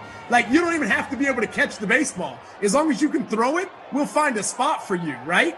Because now, I mean, with everything that's happened this year, with COVID and the scouting, right? Everything has become digital. And with everything from pocket radar to Rapsodo to Editronics, like all the tech that these pitchers have, listen, pitcher's mound is always 60 feet, 6 inches away. And the strike zone will always be the same. So for these pitchers, I think it's almost an added advantage for them. They have so much tech. They know the spin rates. They know all of that stuff. I think for them, we always say it's a hitter's game. But at the end of the day, man, like the pitchers are the ones that have the advantage in my mind because, there's nothing that they have to deal with. It's always the same. Everything is the same every time they go out on the mound. Rick, I'm with you, man. It pisses me off beyond belief hearing younger guys say, I'm a PO. It's like it's become cool for kids to say, I'm a PO. It pisses me off beyond belief. Me too. I actually had a kid tell me that at a batting cage here locally, and I was like, just out of annoyance, I was like, what is that? I don't get it. What is that, bro? I never heard of that. Yeah, he was in high school. He's like, I'm a PO. I was like, you work at a batting cage. Why don't you go in there and take some swings? Well, real back to the Ohtani and Brendan McKay real quick. I totally agree with you guys. That it's a great luxury, but they just haven't figured out how to prepare those guys yet, how to prepare them for the full season of doing that. I mean, they've tried. Both guys have had surgery. One thing's working, one thing's not. It's a great luxury to have. Like, I would love to have Ohtani, be in the lineup every day and come out of the right field to close the game. But he's got to prepare for that. He's got to throw his bullpens. And there's got to be a formula they haven't figured out yet, how to get them to stay healthy and figure out how to work that out to an entire season. Yeah. I think you're right, but I think it's coming, right? That's only two. I mean, really, it's only been one guy. I mean, let's be honest, right? I mean, you've got Lorenzo in Cincinnati who stayed healthy. He just doesn't start. He pitches out. But Ohtani, he had Tommy John. Look, 95% of the pitchers have Tommy John, right? So this is a hiccup in the program. He'll be back. I have full confidence in that. So what do you think? 2021, what do you think he's doing? You think he's pitching? You think he's hitting? I think he's doing both. All season long? All season? Yes. With Madden is out of the box. He's an out-of-the-box thinker. I agree. He's going to fix – so that's the right guy to fix – so to both you guys' point, to figure it out. Like, what is the right recipe? How do we use this? How do we make it work? Right. I think we have the right guy in that position. Dude, I got Ohtani winning an MVP before it's all said and done. Yes! Well, he definitely got the skills, bro. I mean, that kid got more talent in his right arm than I got in my whole body, bro. You know what I mean? So there's no doubt the good Lord blessed him. And in his bat. Yeah, no doubt. But Tino said it. His first spring training, I talked to Albert Pujols, and he was like, listen, this kid is legit. It's legit 100, and he's legit hitting balls over the batter's side. Wait till you see this. Well, the thing that really impressed me most of Ohtani when he first got to the league was his oppo power. right? Yes. You know, I didn't know he was as big as what he was, right? The man's like 6'5", 6'6". He's got those long arms, and man, he can create some leverage on the baseball because when he lets that ball travel and get deep, man, when he pummels those balls on the rocks in Anaheim, I'm thinking to myself, that's pull side for me on the right side. I never even did that. This guy's going oppo off the rocks. I like his hitting approach right now so much better. He's got that smaller little toe tap, almost barely picking up instead of leg kick. I think that works so much better for him. Yeah, it's a great adjustment. Yeah, 100%. But I mean, if you look at traditionally all the Japanese hitters that come over to the United States, they have that big leg kick, right? Yeah. You know, they realize that like, wow, these guys throw a lot harder over here, and you know, and I have to make some adjustments. Ohtani made that adjustment so quickly. You're right, man. Like, I appreciate that. He picks that front foot up and puts it down, just like Pujols did back in the day, bro. Remember when he took Brad Lidge over the train tracks, right? I can remember when he would just load on that front side because his head stayed still. It didn't move. The more movement you can take away from your head, the more movement you take away from the baseball. Because once your head starts moving forward and back, up and down, that's when that baseball starts moving a whole lot more. Yeah. All right, guys, we got a throwback image here. Let's see what we got. I believe it is of you, Tino. Can't wait. Oh, I love Tino baby pics. Is baby Tino? Oh, man, I can't wait, bro. These are scary but awesome all at once. Oh, look at that. That's Jay-Z and A-Rod, right? Wow, bro. Hey, A-Rod got some blonde tips on there, bro. You got blonde tips. Hold on, I take a picture of that one. Wow, man. Tino, bro, you look just the same. That's not a throwback. That was from like last week. That came out in the New York Post one day. I don't know how. We were at some event, and my kids were like, "You know Jay-Z?" I'm like, "No, I don't know Jay-Z. I just took a picture of him." I mean, one of the most iconic rappers ever. They're like, "Dad, you know him?" You're You like, know Jay-Z? I'm like, "Oh, I just love street." I remember, bro, 2009 when we won the World Series and we're getting ready for the ticker tape parade. We all met down at the courthouse, right? I mean, Tino, you've done this. So you all meet down at the courthouse and everybody gets on their floats and the whole nine. But we kind of got there, you know, kind of right before everything kind of started. And I just remember walking up the courthouse steps and there's Jay-Z. And I'm like, bro, like he gives me a big hug, like congratulations. You know him, man. He's such a huge Yankee fan. You know, obviously him and Rod are super tight. But I'm thinking to myself, like, bro, I just won a World Series. Right now I'm kicking it with Jay-Z, bro. Like, it was amazing, right? It's like there's no better place to win in New York City. And I was fortunate enough, just like you, T, to be able to do something. That picture's back as a birthday party for somebody, either Beyonce or Jay-Z or somebody at the 40/40 Club. Remember the 40/40 Club? Yeah. When they opened that, him and A-Rod above that 40/40. Yeah, bro, that place was hot, bro. Yeah. That's amazing, dude. That's even a throwback. That was a great throwback. I was looking for like a Little League picture, you know? That was a much better.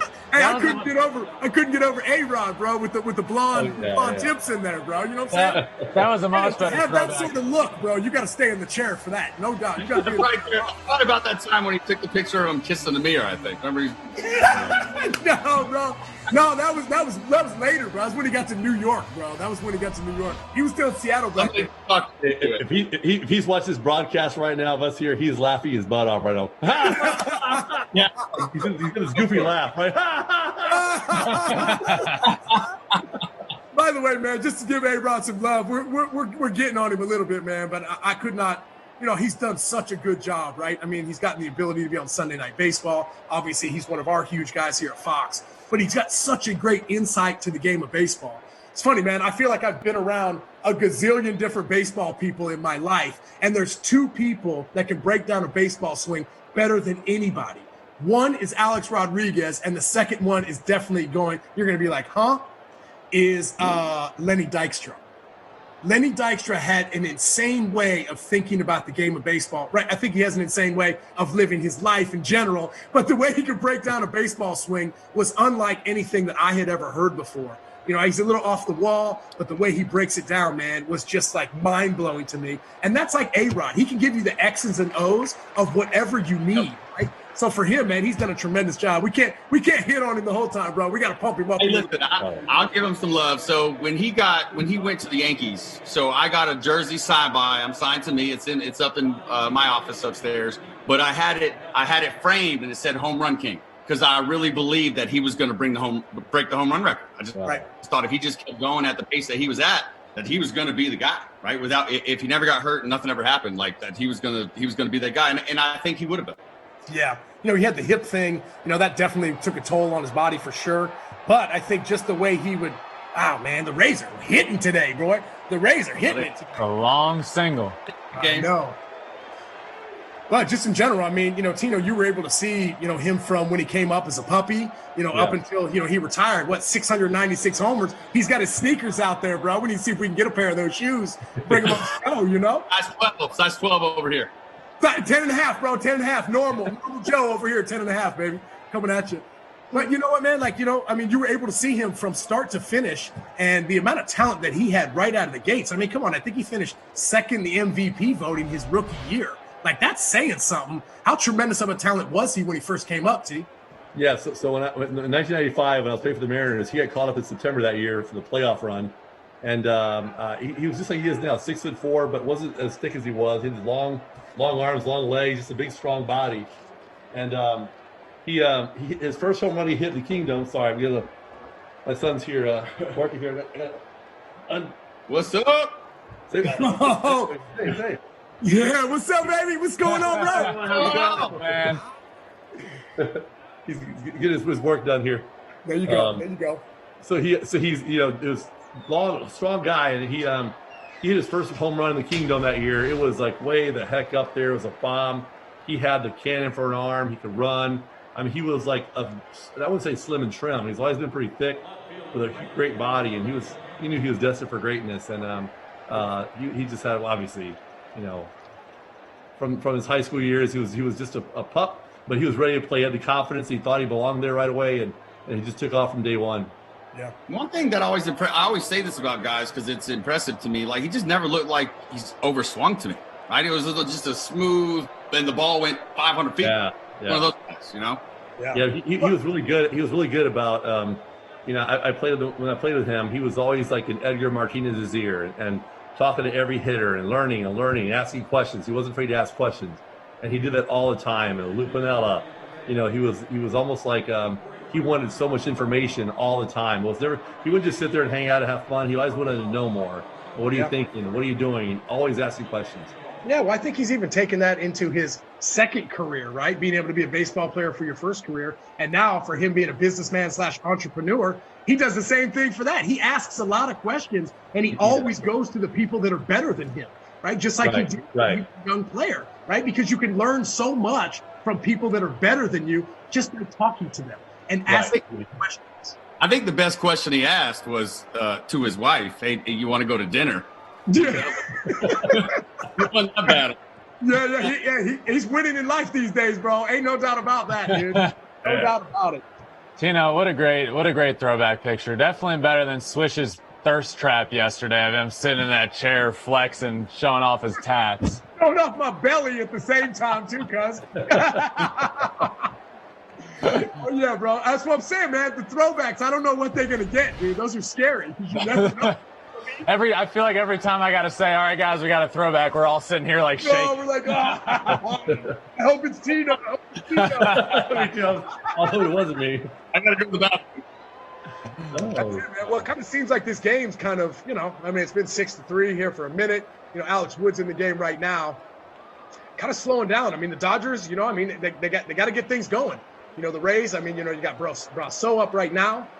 They need to come back in here. What are the keys? Obviously, other than scoring more runs to tie the game, what sort of little things do you think the Dodgers can do, Rick, to get themselves back in this game? Well, they got to get out of it, right? They got to get out of this inning for sure. They don't want to give up any more runs. They know what they're facing when it comes to the run prevention of the Rays, right, when they bring in those big arms. So after that, I think it's just small ball. They got to grind out those at-bats. It's what they've been doing all postseason, all season, really. But grind out the at-bats, get guys on, put pressure on the pitchers, and then, they can do what they do, right? Hopefully they get one that hangs, and bam, tie game. Yeah, Tino, what was that? Obviously a huge game. Game number 2 in the World Series this year. In these huge games, late in the game, did you change your focus to anything else? I heard you talking earlier about, you said in tough at-bats, you really kind of shortened up, and really kind of try to shorten your swing. I mean, obviously, if you're facing these guys from the Rays, I mean, there's not a whole lot of time. I mean, these guys are throwing flames up there. Are you changing your approach late in games, or are you trying to keep the same approach you've always had? Yeah, I've seen the same approach, though. I'm just trying to stay back and drive the ball somewhere. I've never, I don't overswing, try to hit home runs. And, like this at bat right here that Brosu's going through here. He's 0-2. He's really fighting right now. He's staying short. He's trying to get a short, compact swing. He's got a great approach right now. This is a big hit right here. I mean, 2 outs, 2 strikes, man on second base. Just 1 run here, an extra run here is a backbreaker for the Dodgers. And he's just fighting right now, and he has a great approach to it. Like, he's not trying to hit the ball apart. He's just trying to barrel it up and get a base hit. And he's doing the right thing right now. Whether he gets a hit or not is another story, but his approach right now is right on. So one thing I always noticed about you is, I don't know if you were looking up out of the stadium and doing something for a focus, for a focus drill, or what was, like, when you took your bat, right? What was that? What was it that made you look, beyond the pitch, beyond the stadium, and then focus back in? What was that? I don't know. I just thought, somebody help me here. I'm battling, man. I'm battling, bro. Alex Wood gets out of that inning. But to kind of answer your question, Rick, 2005, I lost the most important person to me in my life, and that was my grandmother, right? And, I really struggled. I mean, I lost her in August, and, I didn't know what to do. I had to finish the rest of the season, and my father would always tell me, Nick, just give her the best seat in the house. And so I was thinking, all right, the best seat in the house has to be right behind the on-deck circle, right? Like, you can see the game, you can hear the game, you can see everything field level. But then when I would get in the batter's box, I couldn't see her anymore because I was hitting left-handed, right? And I sit her behind. So then I was like, you know what? Forget this, bro. I'm going to put her at the top of the stadium, and I'm going to look up to her at every at-bat, because the only thing that she enjoyed to do, she loved to see me hit. And by the way, she was that woman, she thought hitting was the easiest thing in the world. I'd punch out a few times, and I'd call Grandma, and I'd be like, Grandma, I'm struggling. She'd be like, Nick, just hit the damn ball, son. Like, it was that easy, right? So for me, I would always get into that slot. Obviously, I'd try to eyeball the pitcher and check him out, but I would always lean up, say hi to my grandmother, because I knew she was looking down on me. And that always brought the joy back for me, because I remember in high school seeing her in the stands when I would do well, and she was up there clapping. She had fireballs stuffing in my grandfather's mouth to keep him quiet. But that was me, man. I always put my grandparents right at the top of the stadium, and almost in a picturesque form for me, because that was how it was easier for me to deal with losing somebody as close to me as I had in my life. Dude, that's awesome. Great story. I mean, I didn't want to get teary-eyed, bro, but like, I'm like tearing up over here. I feel like a lot of people have asked me, they were like, Swish, what is that? Some sort of hard focus, soft focus thing? And for me, it was just like trying to find ways to just deal with life in general, right? As an athlete, you still have a life outside of the ballpark. You still have relationships. You still have a family. You still have a wife, right? Kids. There's so many things that go through and happen on an everyday basis that, people have no idea what's happening at home with a lot of these guys. So for me, it was almost like, dude, I was 24 years old. I was trying to find out how to deal with the worst time of my life, because you know how it is, man. When you lose that special somebody, and for myself, it just happened to be my grandmother, my world was crumbled. And for me, I'm an emotional guy, bro. Like, if I'm sad, I'm sad. Like, I don't know how to hide the way I felt. So I think for myself, being able to put her at that place in every stadium made it a lot easier for me. Yeah. How many times you play the game, though, like you're playing the game, and I have, we watched on TV, we watch the game, and ball right down the middle, they take it. It looks so easy to hit. Oh, yeah. And your friends always tell you call your friends, man, how could you take that pitch? I know, right? Hit that.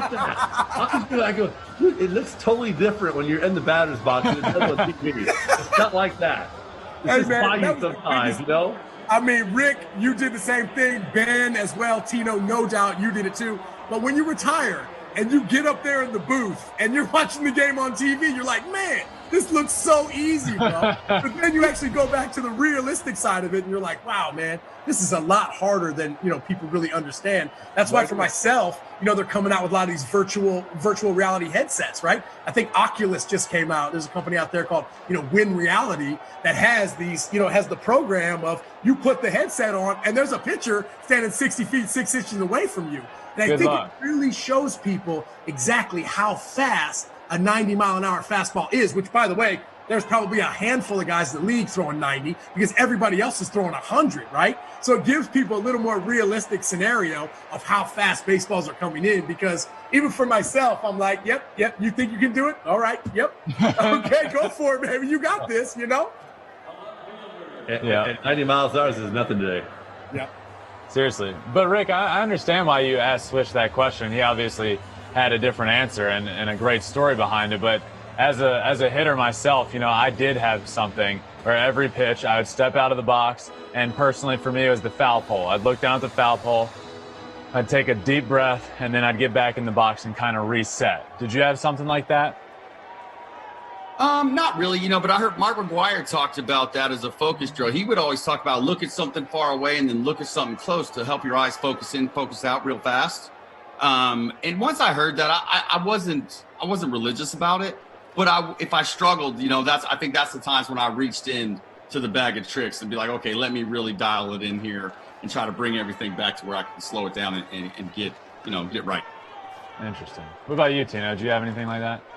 No, when I was in the box, just after every pitch, I'd take a pitch, whatever it was, ball or strike, and I would just get back in, look at my stance and look at the pitcher, and I just try to focus right where the ball is coming out of, right. If his head was there, I just focused to the right side, right where the ball is going to come out of every single time, and just kept my focus on that. So even if he wasn't throwing, he's not throwing a pitch at the time, you're still looking at where that release point would be, or is. Look right there, yeah. I'm not looking at him. If you get caught looking at it, because a lot of times when the pitcher's pitching, you find yourself looking at his face. Mm-hmm. See what he's looking at, whatever. But I'm trying to look at right where the ball's going to come out of. Once he gets right here, that's where I'm looking at, right to the right of or the left of him, wherever the ball's coming from. Yeah. I think a little tip for when you first got in the box, Tino, when you first got in the box and you were looking at your feet, were you looking at your feet or what the catcher was putting down? No, I could never see that.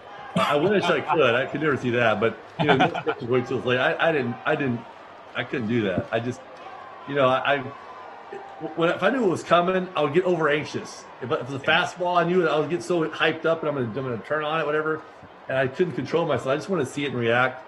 But I would really look at my feet. I would look at my feet to see and make sure I was right where I want to be, parallel to the pitcher, and just get set and get up there and just get my little, slow movement going and get myself set. Like Jim told me, he used to bat up and then just reset.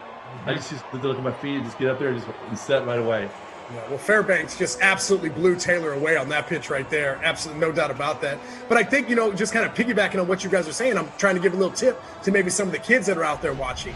Now, when a pitcher is in a windup, something that I learned early in my career was start with a pitcher's feet, right? You're looking at his feet, and once you see movement of his feet, start to work your way up his body, right? Start to work his way up to your hip, right? Up to his chest. Because sometimes when you're focused on a pitcher's eyes, that gets you out of your game plan. So sometimes even I think you were talking about a pitcher from the Cardinals that used to put his hat down real low because he didn't want to know Adam Wainwright. He didn't want to know who was pitching, or he didn't want to know who he was throwing against. And I played with a guy by the name of Joe Blanton, who actually came up in a great stat the other night, like one of the last pitchers to hit a home run in the World Series. And he used to always pitch and throw to headless batters. That's what he said. He's like, bro, I don't even look at his face. I don't even care where he's at. All I want to do is make sure I hit my locations. So for me, sometimes looking at a pitcher's eyes can be intimidating.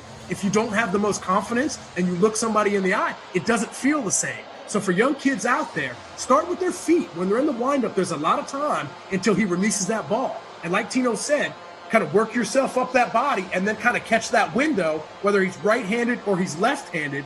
And then that kind of gives you a game plan of how to go about it moving forward. Because sometimes when you stare at that pitcher too long, your eyes start blinking too much. They might get a little watery. Right. Slowly moving yourself up the body to the release point, I think it's a lot easier on your eyes. Yep. And going back to the early days. I was big on reading guys' body language, especially as a pitcher. Like, I wanted to know how you reacted to the pitch that I threw, whether you swung at or you didn't, because I felt like even pitchers, both ways, guys give a lot of things away, right? They give away with their body language, what they were trying to do, if they missed, if they were trying to throw it in that spot. And I feel like you can get some really good information if you're really paying attention to it. Yeah, absolutely. A lot of times, if I faced some really good pitchers like Tino Martinez or something like that, and they would throw a fastball inside, and it was probably that far off it was a ball. They called it a strike. against a guy like Pedro, because back then the umpires called a little more off the plate than they do now. And when I was standing there and that ball when I knew it was a ball in off the plate, I would just look at it and just go like, yeah, I knew it was a strike. I didn't want to go like the umpire, because now Pedro's going, ooh, he didn't really like that in there. I can go there again, and I can't hit that ball that's that far in off the plate. If it's off the plate, I'm not hitting it. And you're not going to hit it, and he might hit you. You know, I don't want to come back in there again with it, because I'm not going to swing at it again. I want him to feel like I saw that I just took it. Like, yep. I'm going, shit, don't throw it again, man. Yeah, no doubt. Well, Ben, back in the day, I mean, same thing. I mean, like, even as a hitter, right? Like, I did the same thing. I worked the other way, Rick. Like, I like to see a pitcher's motion on the mound, right? I wanted to see how he was dealing with that. Ben, when you were kind of, cruising up through the minor leagues, you could tell on a pitcher and how he felt that day just by looking out there on the mound.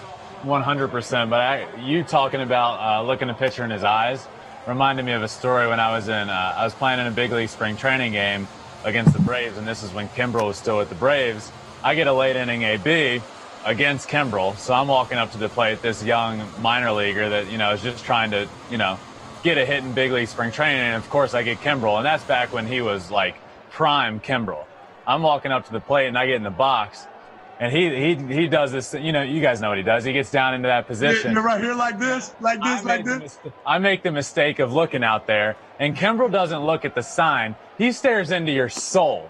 I get out there, and Kimbrel's looking into my soul, and before I even saw the first pitch of the at-bat, I was done. I had no chance. Tipped my cap, should have just walked back to the dugout. But it's like you said, Swish, like it's all body language, and it would have helped me if I was, like he's in this wide stance it would have helped me if I'm, just looking at his feet or, because also too, man, not everybody has confidence. So you have to be able to still compete and put up numbers and post, even if your confidence isn't where it wants to be. Listen, bro, when I would look out there and see John Lackey, I'm like, bro, it's over, man. It's like 0 for 4. But that's the last thing I want him to know, right? I don't want him feeling like I'm already beaten before I get in the box, because I think baseball, it's a confidence game. I also think this, let me jump on my soapbox, ties into life. If you are confident in what you are doing and who you are as a human being in life, your life will be more fruitful and more fulfilling because you know exactly who you are. And that also branches into dealing with people. You guys can all agree with it's a lot easier to deal with somebody if we know what type of person they are. So just being able to open your eyes and pay attention, you can really learn a lot. Yeah. Well, going back to you said about Wainwright, don't want to see who he's pitching to there. In my early years, when I first got called up, in Texas to play the Rangers, and my second day in the big leagues, I'm facing Nolan Ryan. Oh, so bro. I'm good luck. So I'm up there. He's older in his career. He's probably 42, 43 at the time, still throwing gas. But I remember being up there going, man, it's Nolan Ryan. Yeah, right? Well, strike one. Man, I need to see the ball. Man, I can't be it's Nolan Ryan. Strike two. Shoot, man. So you had to learn at that young age that, you saw these guys playing forever. You had to learn to, not worry about the name on the back, who the guy is. He's got fastball, curveball, slider change. Once you get that down pat, it doesn't matter who you're facing. But early on, I was like, wow, that's Nolan Ryan, man. Totally, bro. You're like, man, I got a photograph after the game. I got to tell this story just because. So Sean Dunston told me his first ever at bat in the big league against Nolan Ryan in the Astrodome. Said he got in the box. I think it was Joe West behind the plate, big old Country Joe. Oh, yeah, Country Joe, bro. Threw a fastball that was up, wasn't even close to a strike, and Sean's as humble as it gets. Sean said, I stepped out, I didn't even say anything, and the umpire said, what's the matter? You didn't like that call? And Sean said he just looked at him, didn't say anything. And Joe said to him, well, get in the box. This ain't about you. Everybody came here to watch him pitch. Oh, no way, bro. Oh, my God. Hey, I got a Joe West story, bro. It's my rookie year, bro. Joe West was an umpire when my dad played back in the 70s, right? I mean, all the way through. The fact that he still has a job is beyond me, no doubt about it. But I remember, I was struggling a little bit, and I get up to the plate, and he's like, son, I bought a gallon of milk that's more expensive than that batting average. You know what I'm saying? And I was like, man, Joe, hey, zip it, bro. I don't need to be hearing it from you, bro, at all. Willie Adames right there getting his first knock of the World Series, man. That's huge for him. He's been playing such great defense, but for him to start hitting on the offensive end, these are the things. This is where the games can kind of get out of hand, and this is why I kind of thought that there might be a couple more home runs hit and guys trying to mop up these last couple innings. Yeah. You know, But Joe West, bro, come on. Joe West is, I mean, he's a beauty, bro. I mean, like, he gets paid for appearance fees. I'm like, bro, come on. Ain't nobody want to hear you talk, Joe, right? Joe West. Off the field, he's a good guy. Nice as could be. Yeah. Not on the field, bro. Not on the field at all. I don't know how he is now. Yeah, the stories he must have, though, man. Something you want to hear. And I remember when I played with when I played with Wade Boggs in New York, and Wade Boggs had every one of these batting titles and whatnot. And I think it was Joe West, his guy. Joe was his guy, and they go hunting in the off season all the time. So Joe loved Wade Boggs, and Wade, believe me, Doctor seems like a Wade Boggs guy. Yeah, Wade, Wade's a big hunter and stuff. Wade Boggs would sign autographs for all the umpires. I mean, they got the balls there they wanted, and he would sit there at the plate, man. And Joe West would not call a strike on Wade Boggs if he didn't swing the bat. I mean, he would just sit there like behind the plate, going like, "When you're ready to hit," he said, "Hit." I'm not calling a strike because he's in the time when it's strike. And Wade Boggs knew it. He goes, "Dude, I go hunting with him every offseason, man." He's like, to call a strike on me, and he never called a strike on Wade Boggs. Wade just waited for his pitch and whacked it. Whatever he wanted. Ball. I pitched against Tony Gwynn. I threw a curveball, first pitch, locked him up. Middle. Joe West looked at me, ball. I threw next pitch, threw a fastball right down the middle. Ball. I said, all right, well, I know how this is going to go. Next pitch, base hit. There's nothing I could do. Yeah. Guys, we got a social media question. Let's see what we got here for us now. This one is from NCAA Football is MVP. Who is the most memorable advice a teammate gave you? So what is the most memorable advice a teammate gave you? Swish? I can hit you on that, no doubt. I remember when I first went over to New York, and it was the first couple months of the season, and we were struggling a little bit. We weren't the team that we were at the end of that year. And I remember, sitting down during one of the games, I'm struggling. And I remember Derek Jeter coming up to me and being like, "Hey, man, don't worry about that last AB." You know what I mean? Because we play to win the game. We don't play for individual numbers. We play to win the game.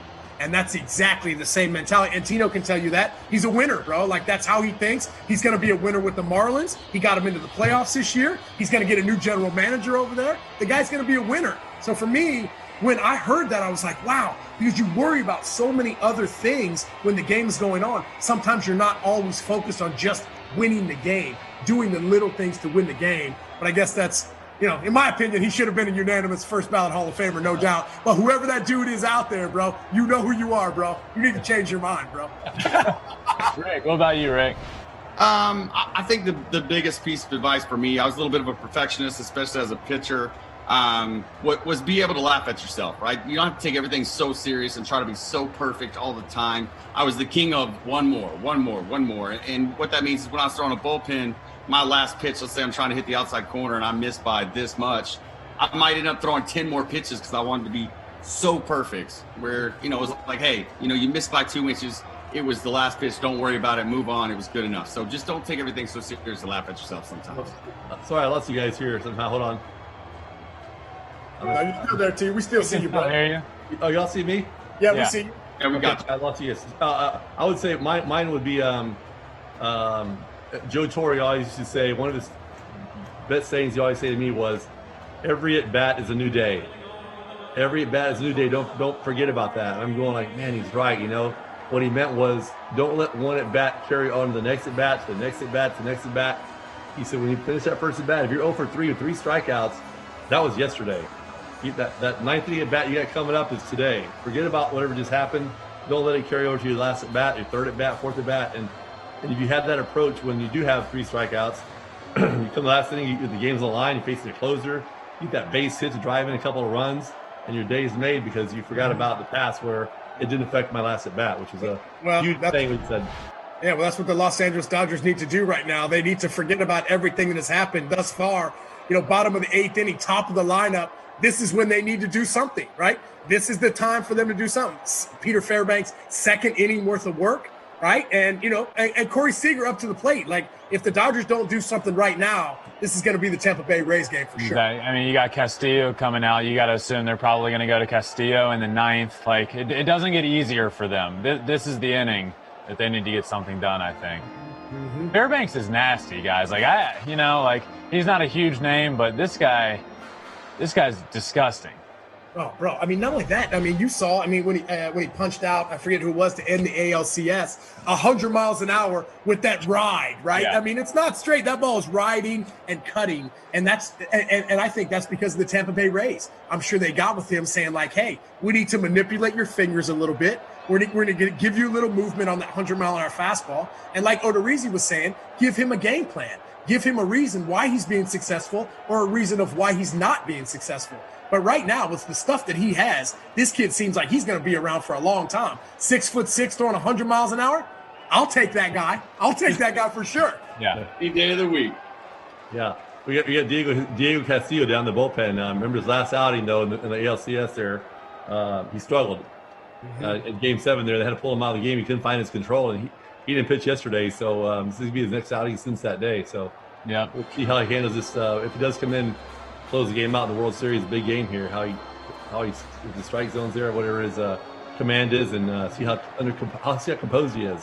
I think you make a good point, and that's kind of his one. Obviously, the stuff is there for him. He throws 100 and it's moving all over the place.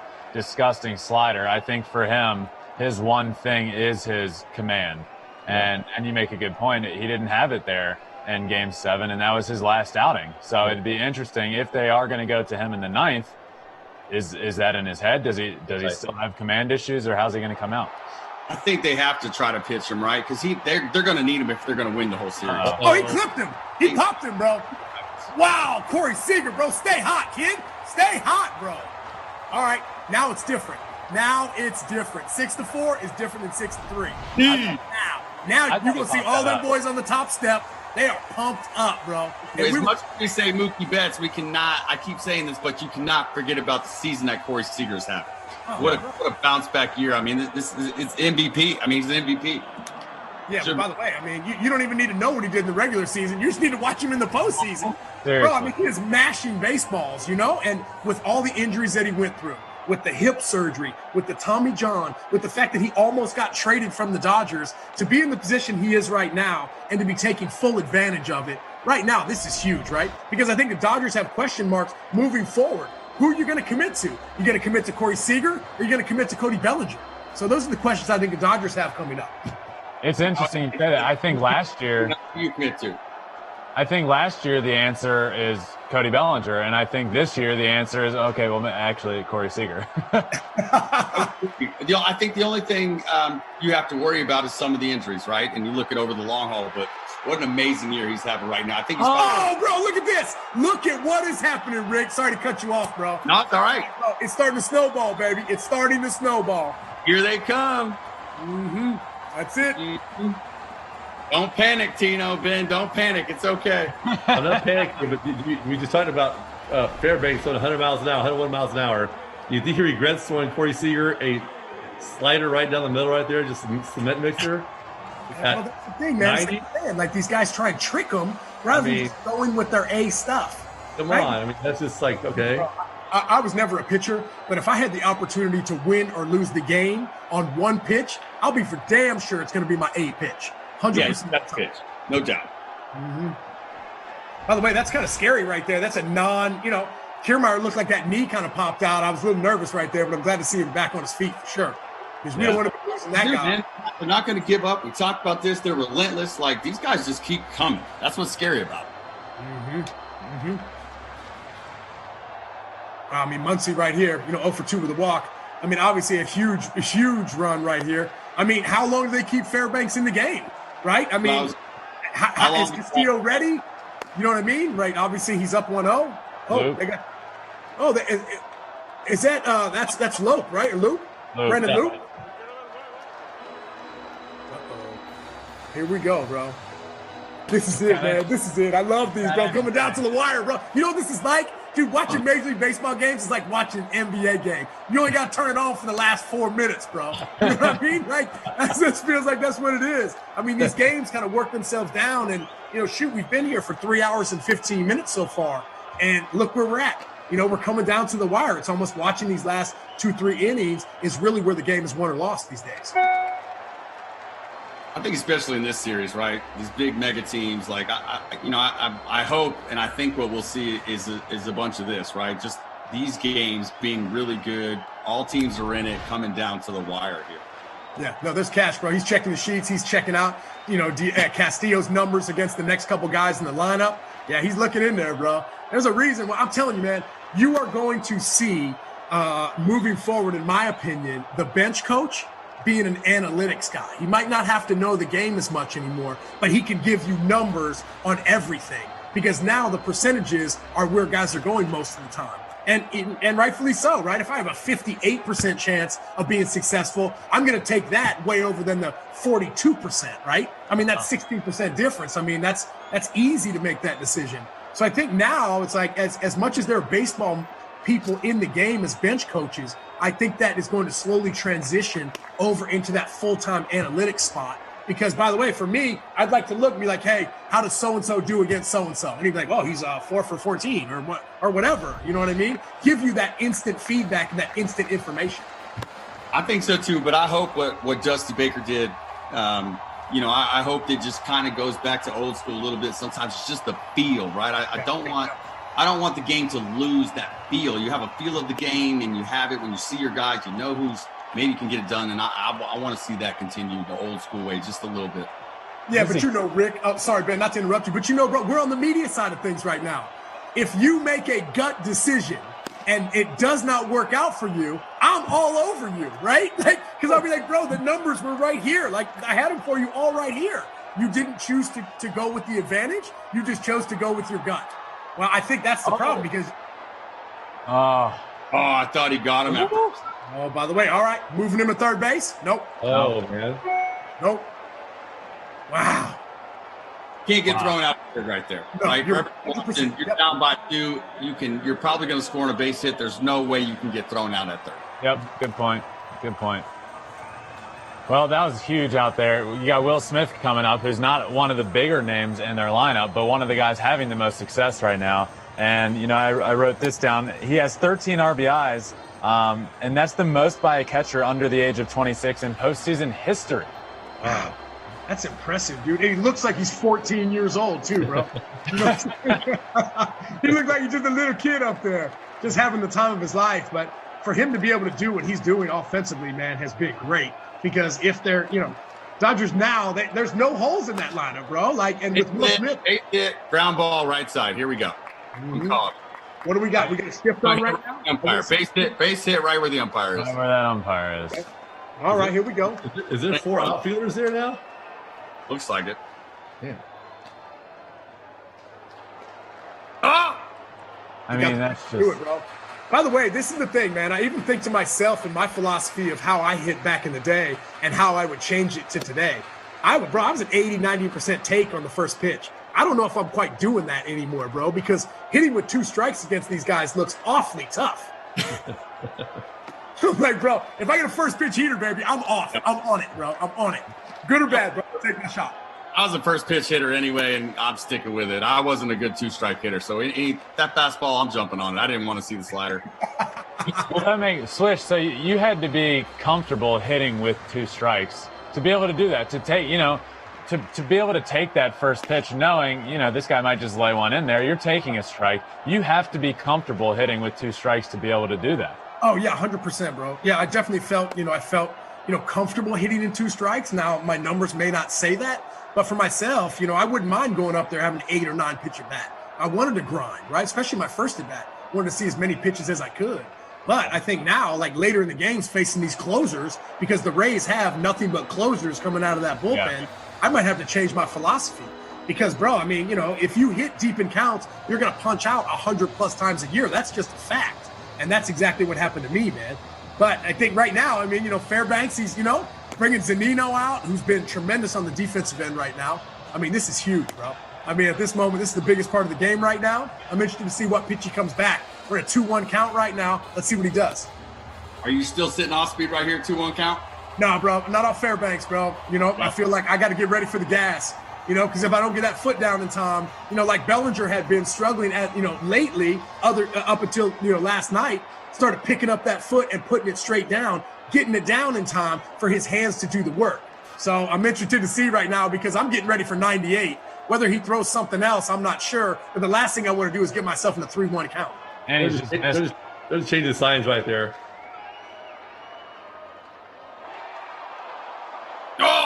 Oh, man. wow. Again, another little hanging slider there. Wow, bro, he hung that one. Wow. Over the plate, too. Middle, bro. I got the replay up here because my TV is like 48 seconds behind, you know? Wow, that ball. So basically, when you're hitting in this situation right there, if you're looking for a guy throwing 99 miles an hour and you're geared up for it, when they throw a hanging slider, it looks like a balloon. Oh. I mean, it looks like just a body can kill. Guys, I'm a big Joey Wendell fan. He just seems like an old school type, like, we've talked about this, but the no BGs, like just getting in there, grinding. He's got the glove that looks like it's from the 1930s. It looks like it might only probably is, bro. On it. I mean, again, I'm just amazed by these defensive situations here. There's 4 outfielders, 3 guys in the infield, and the guy hits it right at the one guy. Yep. Yeah, right. The one guy blows out. my mind. And a laser, too. I mean, so much space out there. He hits it right at the one guy. I'll be right back. It just seems like Will Smith is only like that guy's locked in. Yeah. That guy's locked in. Really, really good about where he's at right now. You know, I mean, right now, this is it. You know, being able to get out of this inning is absolutely crucial. You know, I mean, you got Castillo coming in, and like you said, I mean, he struggled his last outing. You know, I definitely think he's going to put that behind him. I don't know if you guys saw the post of, you remember Nomar Garciaparra, right? How he had the whole thing. If you watch Diego Castillo, that's exactly what he does. He does the same thing every single time. Fixes his hat, his glove, the whole 9, bro. Routine based. You watch. He is picture perfect. He does the exact same thing before every pitch. I don't know how you do that, bro. There's got to be some OCD in there for sure. Hey, Will Smith kind of looks like a right-handed AJ Przinsky, right? What is it with the catcher holding the bat high? He's real open. I mean, it's but. Well, he probably took that. He got a little bit of that from Mookie, bro. He got them high hands. Mookie got them high hands. You know, but Mookie uses that axe bat, right? Yeah. Well, that axe bat doesn't have the knob at the bottom. So for me, what I teach is I teach your door knocking knuckles. When you knock on the door, these top knuckles, I want you to line those up. Because in baseball, you have to be able to utilize both hands working together as one. And with that axe bat, Mookie has his hands in that slot. That's why he drives the ball to all fields, because he is providing power from both of his hands, not just one more than the other. Have you guys ever taken swings with that axe bat? I can't. I can't do it. I feel like something's gonna snap in here. Yeah. Bro. You know what I mean? Weirdest feeling in the world. It feels terrible in my hands. Me too. I picked them up in spring training. These guys, I'm like, how do you do that? I feel like I'm going to throw the bat. I feel like I'm going to let it go. Yeah. Yeah, but I can understand the philosophy on it, right? You know, trying to work the hands together, kind of, you know, I mean, it's an axe bat because back in the day, we were taught to kind of chop the baseball, really. I mean, like, in your mind, you think chop, but the bat really kind of levels itself out. But I understand what they're trying to go through for that. But think about all the guys that had hamate problems, right? For those guys, it's perfect. For that little bone in there that guys had broke. Oh no, Loop's coming in. I'm sorry. I thought Castillo. I think right was the hamate issue at first. Yep. Well, that's the thing, man. I mean, even Jim Thome used to tape up the bottom of his bat over the knob so much because he didn't want that knob to have any sort of effect on his wrist. What a hitter he was! Goodness. But he's a lumberjack, dude. I mean, absolute lumberjack. Hitting mamos, bro, everywhere he went. And by the way, also, too, was beloved everywhere he went. So I love listening to him talk about hitting. Like, love it. Like, I learn something every single time. Yeah, a lot of those guys over at MLB. You know who else I like to hear talking? Sean Casey. I think he's great. D-Row is great, right? Like, all those guys over there, they've got such a good camaraderie. And those guys all bring something different to the table. Carlos Pena as well. He's more upbeat. But you love the different styles of how these guys go about it. Where's that pitch there? That's a strike. I mean, all day long. No. Tino, we need that. That's Tony Gwynn, bro. Ball. Way below the line. I mean, that's awful. Yeah, this guy's he's missed a few pitches back there. Oh, He's squeezing the ball out of the zone.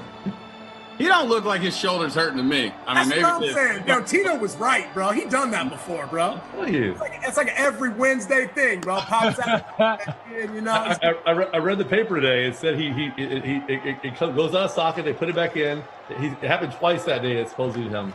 Read the Pops it paper. out, pops it back in. Puts that Theragun on. Online. I was about to say, read the paper. You're dating yourself. Online. Oh, that's right down the middle. I like 95? He's got that? Wow. Wow. Huge punch out right there, bro. Huge. All right, well, now that he got out of that, we were talking about Jim Thome, but I wanted to talk about that at bat while it was happening. But I got a funny Jim Thome story. So Thome always hit my brother fairly well, and you know, once his career ended, my brother wanted him to sign a bat. He asked if he'd sign a bat, and he said, of course. And he gets it shipped back to him, and on it he writes, hey, 500 home runs. Thanks for all the help. Signed, Jim Thome. That's fantastic, bro. Because he was, bro. He'll hit you with a few zingers, bro. He's got a few zingers in there because he's such a nice human being. Yes, he is. 100%. He's just a big teddy bear, right? We call him a lumberjack. I mean, we're talking 6'5", 245, 250 pounds. And late in his career, right, he didn't even lift weights. He just used bands. So, like, to be able to be blessed with that sort of strength, but also, to the longevity. Think about how long he played in the league for to be able to gain that. I mean, come on. Hall of Famer on and off the field, man. Jim Thome, one of the best out there, no doubt. Everybody loved him. The fans, players, teammates, opposing players. Awesome guy. Mm-hmm. Rick, who was one of your favorite teammates you ever played with, bro? Or not. What about you, Tino? Or not, no biggie. Tino, bro, what about you? Man, I had a lot, but Xavier Nady really stands up there, man. He's fun guy. Who, X-Nady? X-Nady? Oh, bro, he's fantastic, dog. What a great dude. Do you guys not have a favorite teammate? No, it's going now. I think he's way behind now. Yeah. What about you, Tino? You have a favorite teammate? I would say Scott Rowland. Scott Rowland, one of my all-time favorite teammates, man. I'm telling you. Yeah, that's right. We talked about this the other day, for sure. Yeah, I'm sorry to say it again. But the way he approached the game, the way he came to the ballpark every day. Yeah. I mean, he played hard. He played the right way. No batting. I mean, no wristbands. You know, just it was a total gamer. Just played the game hard and great defender, great hitter, and ran the bases and no excuses. And he had fun playing the game. That's awesome, man. Absolutely awesome. Well, here we go, boys. Ninth inning. Well, I mean, shoot. I mean, bro, I love everybody, bro. I feel like I've had so many good teammates. Hey, Roland was an unbelievable defender. Oh, the best third base I've ever seen. Yep, hands down, dude. I lost you guys. Mm-hmm. Well, here we go, man. I'm with you. Yep, coming into this ninth inning right now. I mean, this is it. Dodgers need a 1-2-3. Get themselves back to the plate. Get a little bloop in the blast. Tie this thing up. Especially with the command issues Castillo's been having, I think they'd feel a lot more comfortable if they can get at least one here. And I think Tino made a great point earlier. You know, I didn't even think his last outing he got pulled for his command issues. So, and he's the last guy of their guys that they got down there right now. And I'd be interested. I wonder if they might keep looping and before they go to him. Who they got McGee in right now? Yeah, bro, he throws gas from the left side for sure. And ex-Ray, ex-Tampa Bay Ray. Yeah.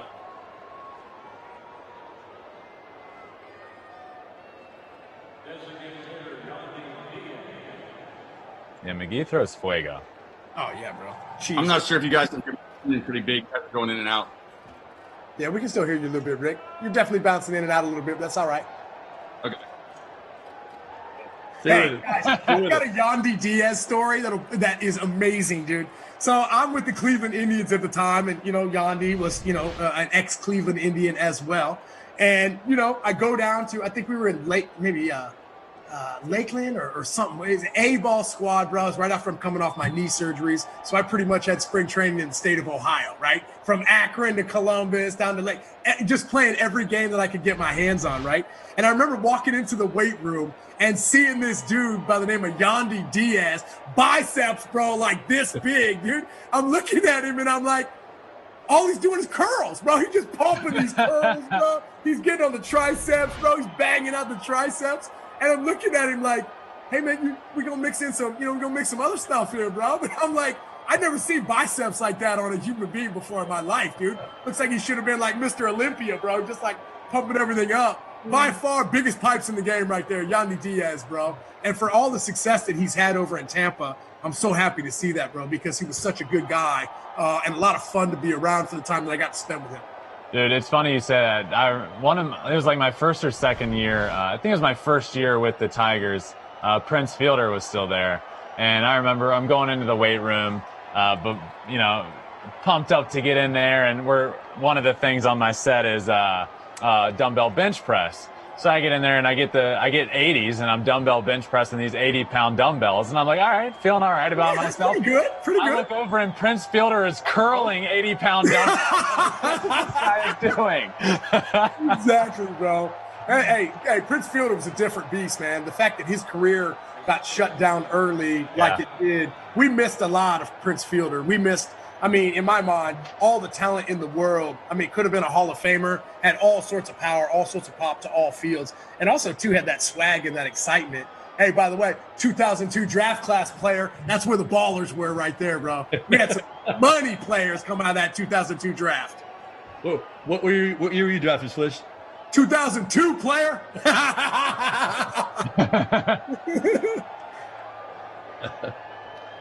Brandon Lau having himself a game today after struggling for the whole postseason, basically. Yeah, I mean, I think I looked up for his first AB. He was hitting 107, right? Now, I know, batting average isn't the thing you really want to look at in situations like this, but he hasn't exactly put quality ABs together. It just goes to show you, though, that if he can get the barrel on the ball, man, he does damage. He's not a very big guy, but I remember watching, some highlights, and this dude went upper tank in Toronto, bro, against the Blue Jays. Like, bro, I thought Jose Canseco goes up there, bro, but Brandon Lau, I'm like, bro, who is this guy? Because he's not a big guy, but he's got pop, quickness, and he's got that connection on the backside that can really drive the bat through the zone. He struggled last series, though. Those last two hits he had in this game here totally locks you in. I think he's locked in right now, I believe, because all it takes is one or two hits, a home run like he had earlier in the game, and you feel so much better about yourself. You see the ball better, your swing is better, everything just kind of calms down. And I think he's where he wants to be right now. Whether he gets hit off McGee or not is a different story, but they needed him to get going, and he got going today. I mean, he had an incredible regular season. Oh, yeah, he's a good hitter. Yeah, I mean, bro, he's an unbelievable hitter. Yeah. But it's funny, but it just goes to show you, man, like when you run into the playoffs and you're not hot, those ABs start tacking up real quick. No doubt about it. Just looks like he's taking better swings today, that's for sure. Yeah. No, 100%. Well, also, too, man, like you got to give Kevin Cash a lot of love, bro. Like for him believing in Lau to keep him in that 2 slot. Because listen, man, when you're up there, bro, you're getting 4, 5, maybe 6 at-bats a game for sure. I mean, like when you're at the bottom of the lineup, bro, you're praying for 4 ABs. But if you're at that top of the lineup and you're not feeling good, those ABs start to rack up real quick. Next thing you know, you're 0 for 5. And then the next game, you go another 0 for 5. Now you're 0 for 10. And that's when things just start going downhill. I don't know, man. There were days I was sitting at the bottom of the lineup that I was, I'd get one hit, and I was like, you know what, 3 at bats doesn't sound too bad. It's true, right? You get one knock, you're like, man, that was a great game, dude. I'm good to go. Dude, 1 for 3. Pitching, bro. I'm only gonna get 3 ABs today. 333 Hall of Fame, baby. Let's go. Tell him, man. Tell him, Doc. That's true. But here we go. Rosarina, right? I mean, we saw this guy absolutely electric. In the ALCS, hoping that he gets it going in the World Series too. If not, bro, we're gonna have to send him some new cowboy boots, bro, because the ones he got on right now ain't working. Yeah, I mean, he's been the guy. I remember I was watching game on it. He raked in the ALDS, and I'm like, all right, well, I hope he cools off a little in the ALCS. First at bat of the ALCS, I believe, hits a bomb, and it's kind of like, he's on fire. He's locked in right now. I'm a little worried seeing him earlier in the game try and lay down a bunt the first pitch he sees. That doesn't speak too highly of where his confidence level is at. Oh yeah, for sure, no doubt about it. I mean, right now he's struggling. I mean, you can tell. I mean, he went from like the top of the world, right, to right back down here. But he's only 1 swing away. I remember my dad used to always tell me that when I was struggling. Nick, remember, you're only 1 swing away. And that's exactly where he is right now. He gets himself a big base hit in this situation, then that's going to turn everything around. But also notice the types of pitches that he's seen this series compared to what he saw in the ALCS. I think out of the 6 or 7 home runs he's hit, I think, a couple of those were fastballs. So I think the Dodgers are being a little careful of how many fastballs they throw, especially early in the count, and maybe come at him with some gas late in the count. And when they do throw fastballs, it's elevated and top of the zone or out of the zone, and he's swinging at it right now. Mm-hmm.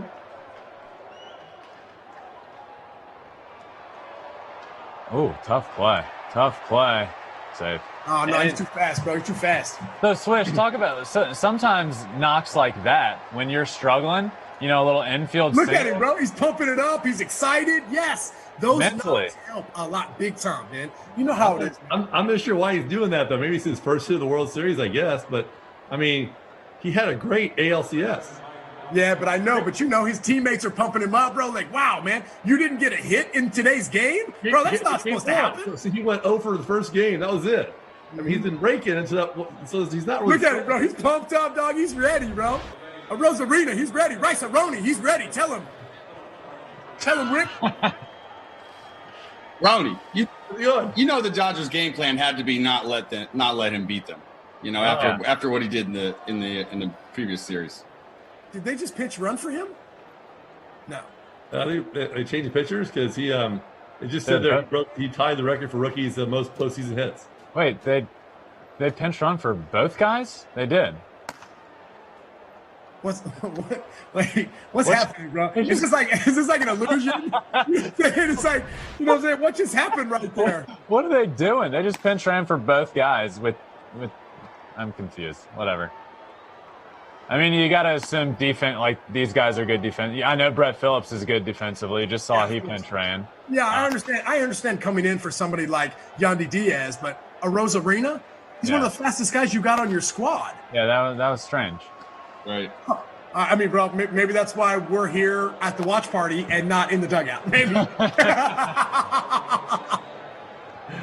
That's why every catch has the analytic guy right next to him going. Yeah, right? You might be right, bro. Defensively. Check. Okay. Hey, well, there's definitely, I mean, Kevin Cash knows his guys. I mean, if there's anybody in that organization that knows his guys, it's Cash. He's got a great relationship with all those guys, and I think he learned that from Terry Francona, right? Francona was kind of his mentor a little bit. I know for myself, even having Cash as a bullpen coach for us with the Cleveland Indians, right, or even a position player at the time. Cash was one of those guys that him and Tino were playing cards or doing whatever all the time. I mean, he learned a lot from Tito, man. Tito's one of the better managers in the game right now. Obviously, this year dealing with some health stuff, but can't wait to see him back in the dugout because he's a baseball man. We need those guys. Here we go, fellas. Bottom 9. Here we come. 2-run ball game. Here we go. Peterson Taylor. So let's see. Is that Loop? Yeah. So Loop's done. Oh yeah, he's out, bro. They're bringing in Castillo, right? He's coming, right? He's the guy. All right, you got to, right? I mean, I don't care how bad he struggled to start before the time before. This is the guy. This is my guy. No, for sure, 100%. Yeah. This is the game plan.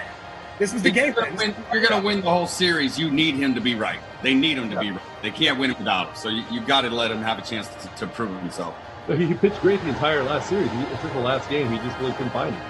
Yeah. There's always these little things you can nitpick when looking back through a game, but G-Man earlier in the ball game hits that routine ground ball to second base that you can't turn to, and ends up costing the Dodgers 2 runs. Now it's a 2-run ball game going into the bottom of the 9th. It could be a tie ball, and I hate saying it should be this, it could be this. Right.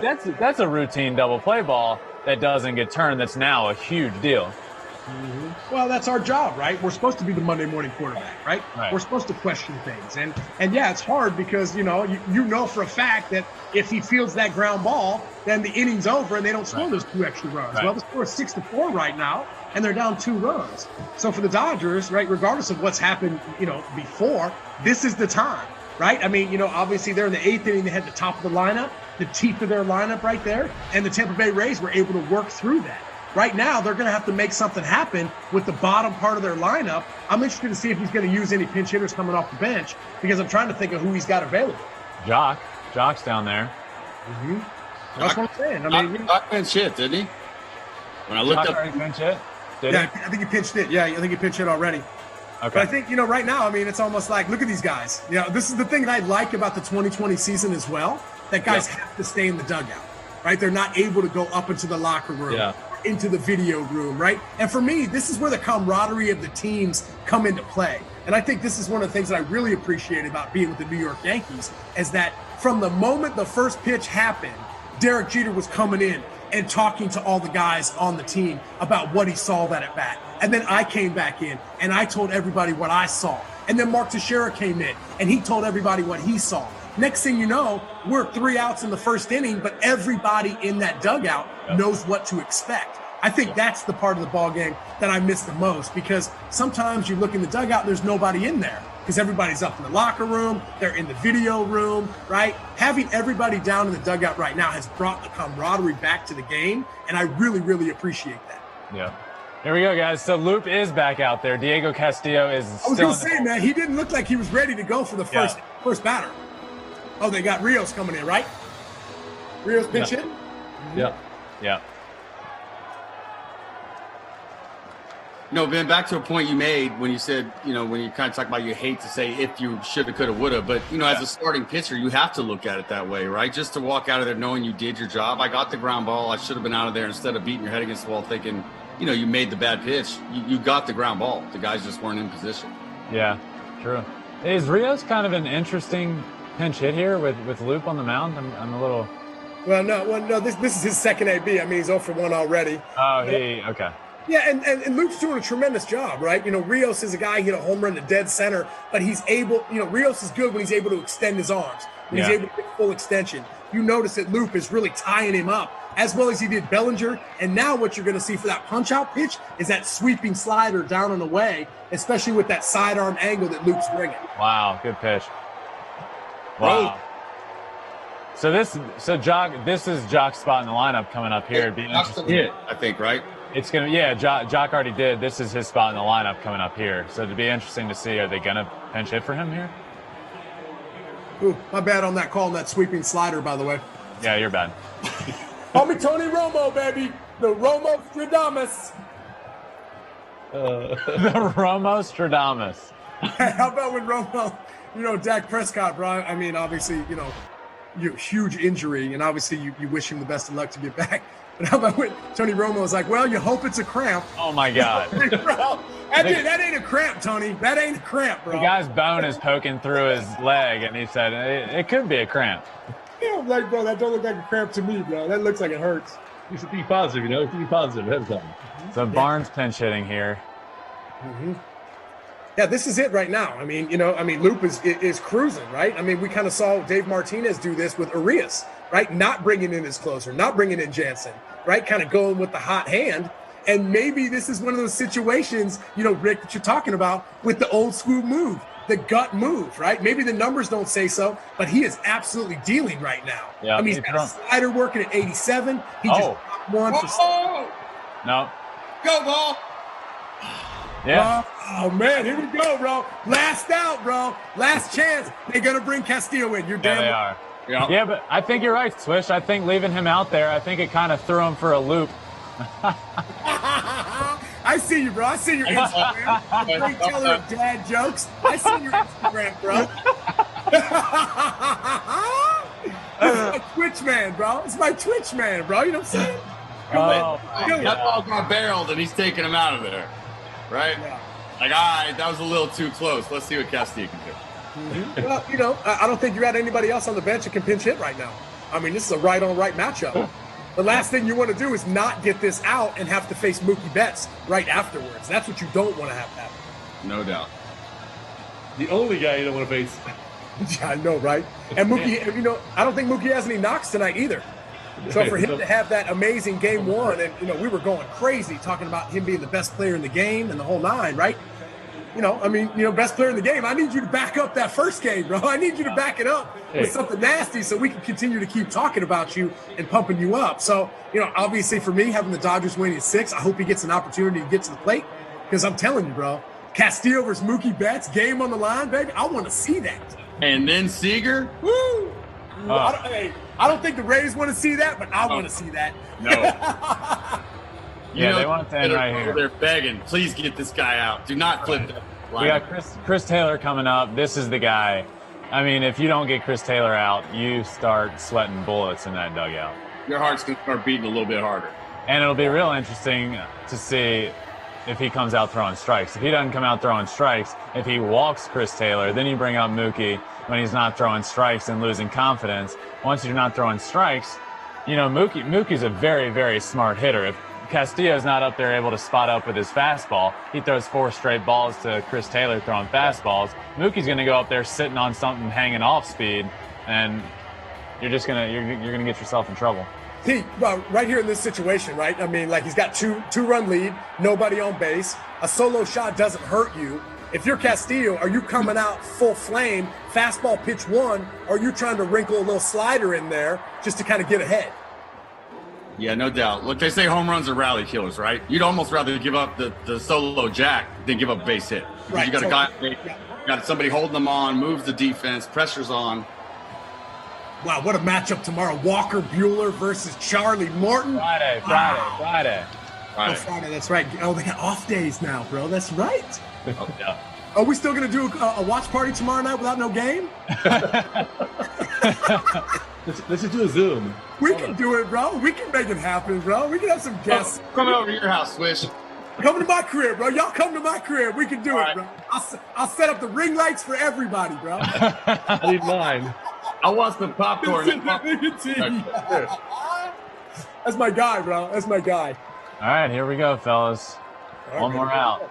Hey, watch him. Watch his routine. He does the same thing before every pitch. Nomar Garciaparra, bro, on the mound right here. Castillo, check him out.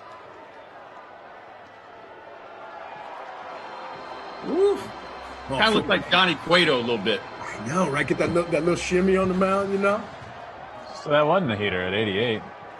A little cutter slider, little slutter maybe? Mm-hmm. Cutter slider. Oh, you're right. There's even some wrist stuff. There's even some. Bro, he does it 2 times here, 2 times here. He does his glove, and then he does his hat, and then he goes into his motion. Watch. Oh, that's nasty. That's nasty. Here you go. Very deceiving, though. He's so deceiving because his whole body goes that way towards the left side over here, and the ball comes out the other way. It just kind of fires against his body. Right here, bang, bang. Watch this. Bang, bang. Glove. Fix the hat. I'm telling you, bro. I call it, bro. I seen it earlier today on Instagram, and I was like, wow, I never paid that much of attention to it. But he definitely has a routine, and he does not want to get out of that. He's going to stay in there.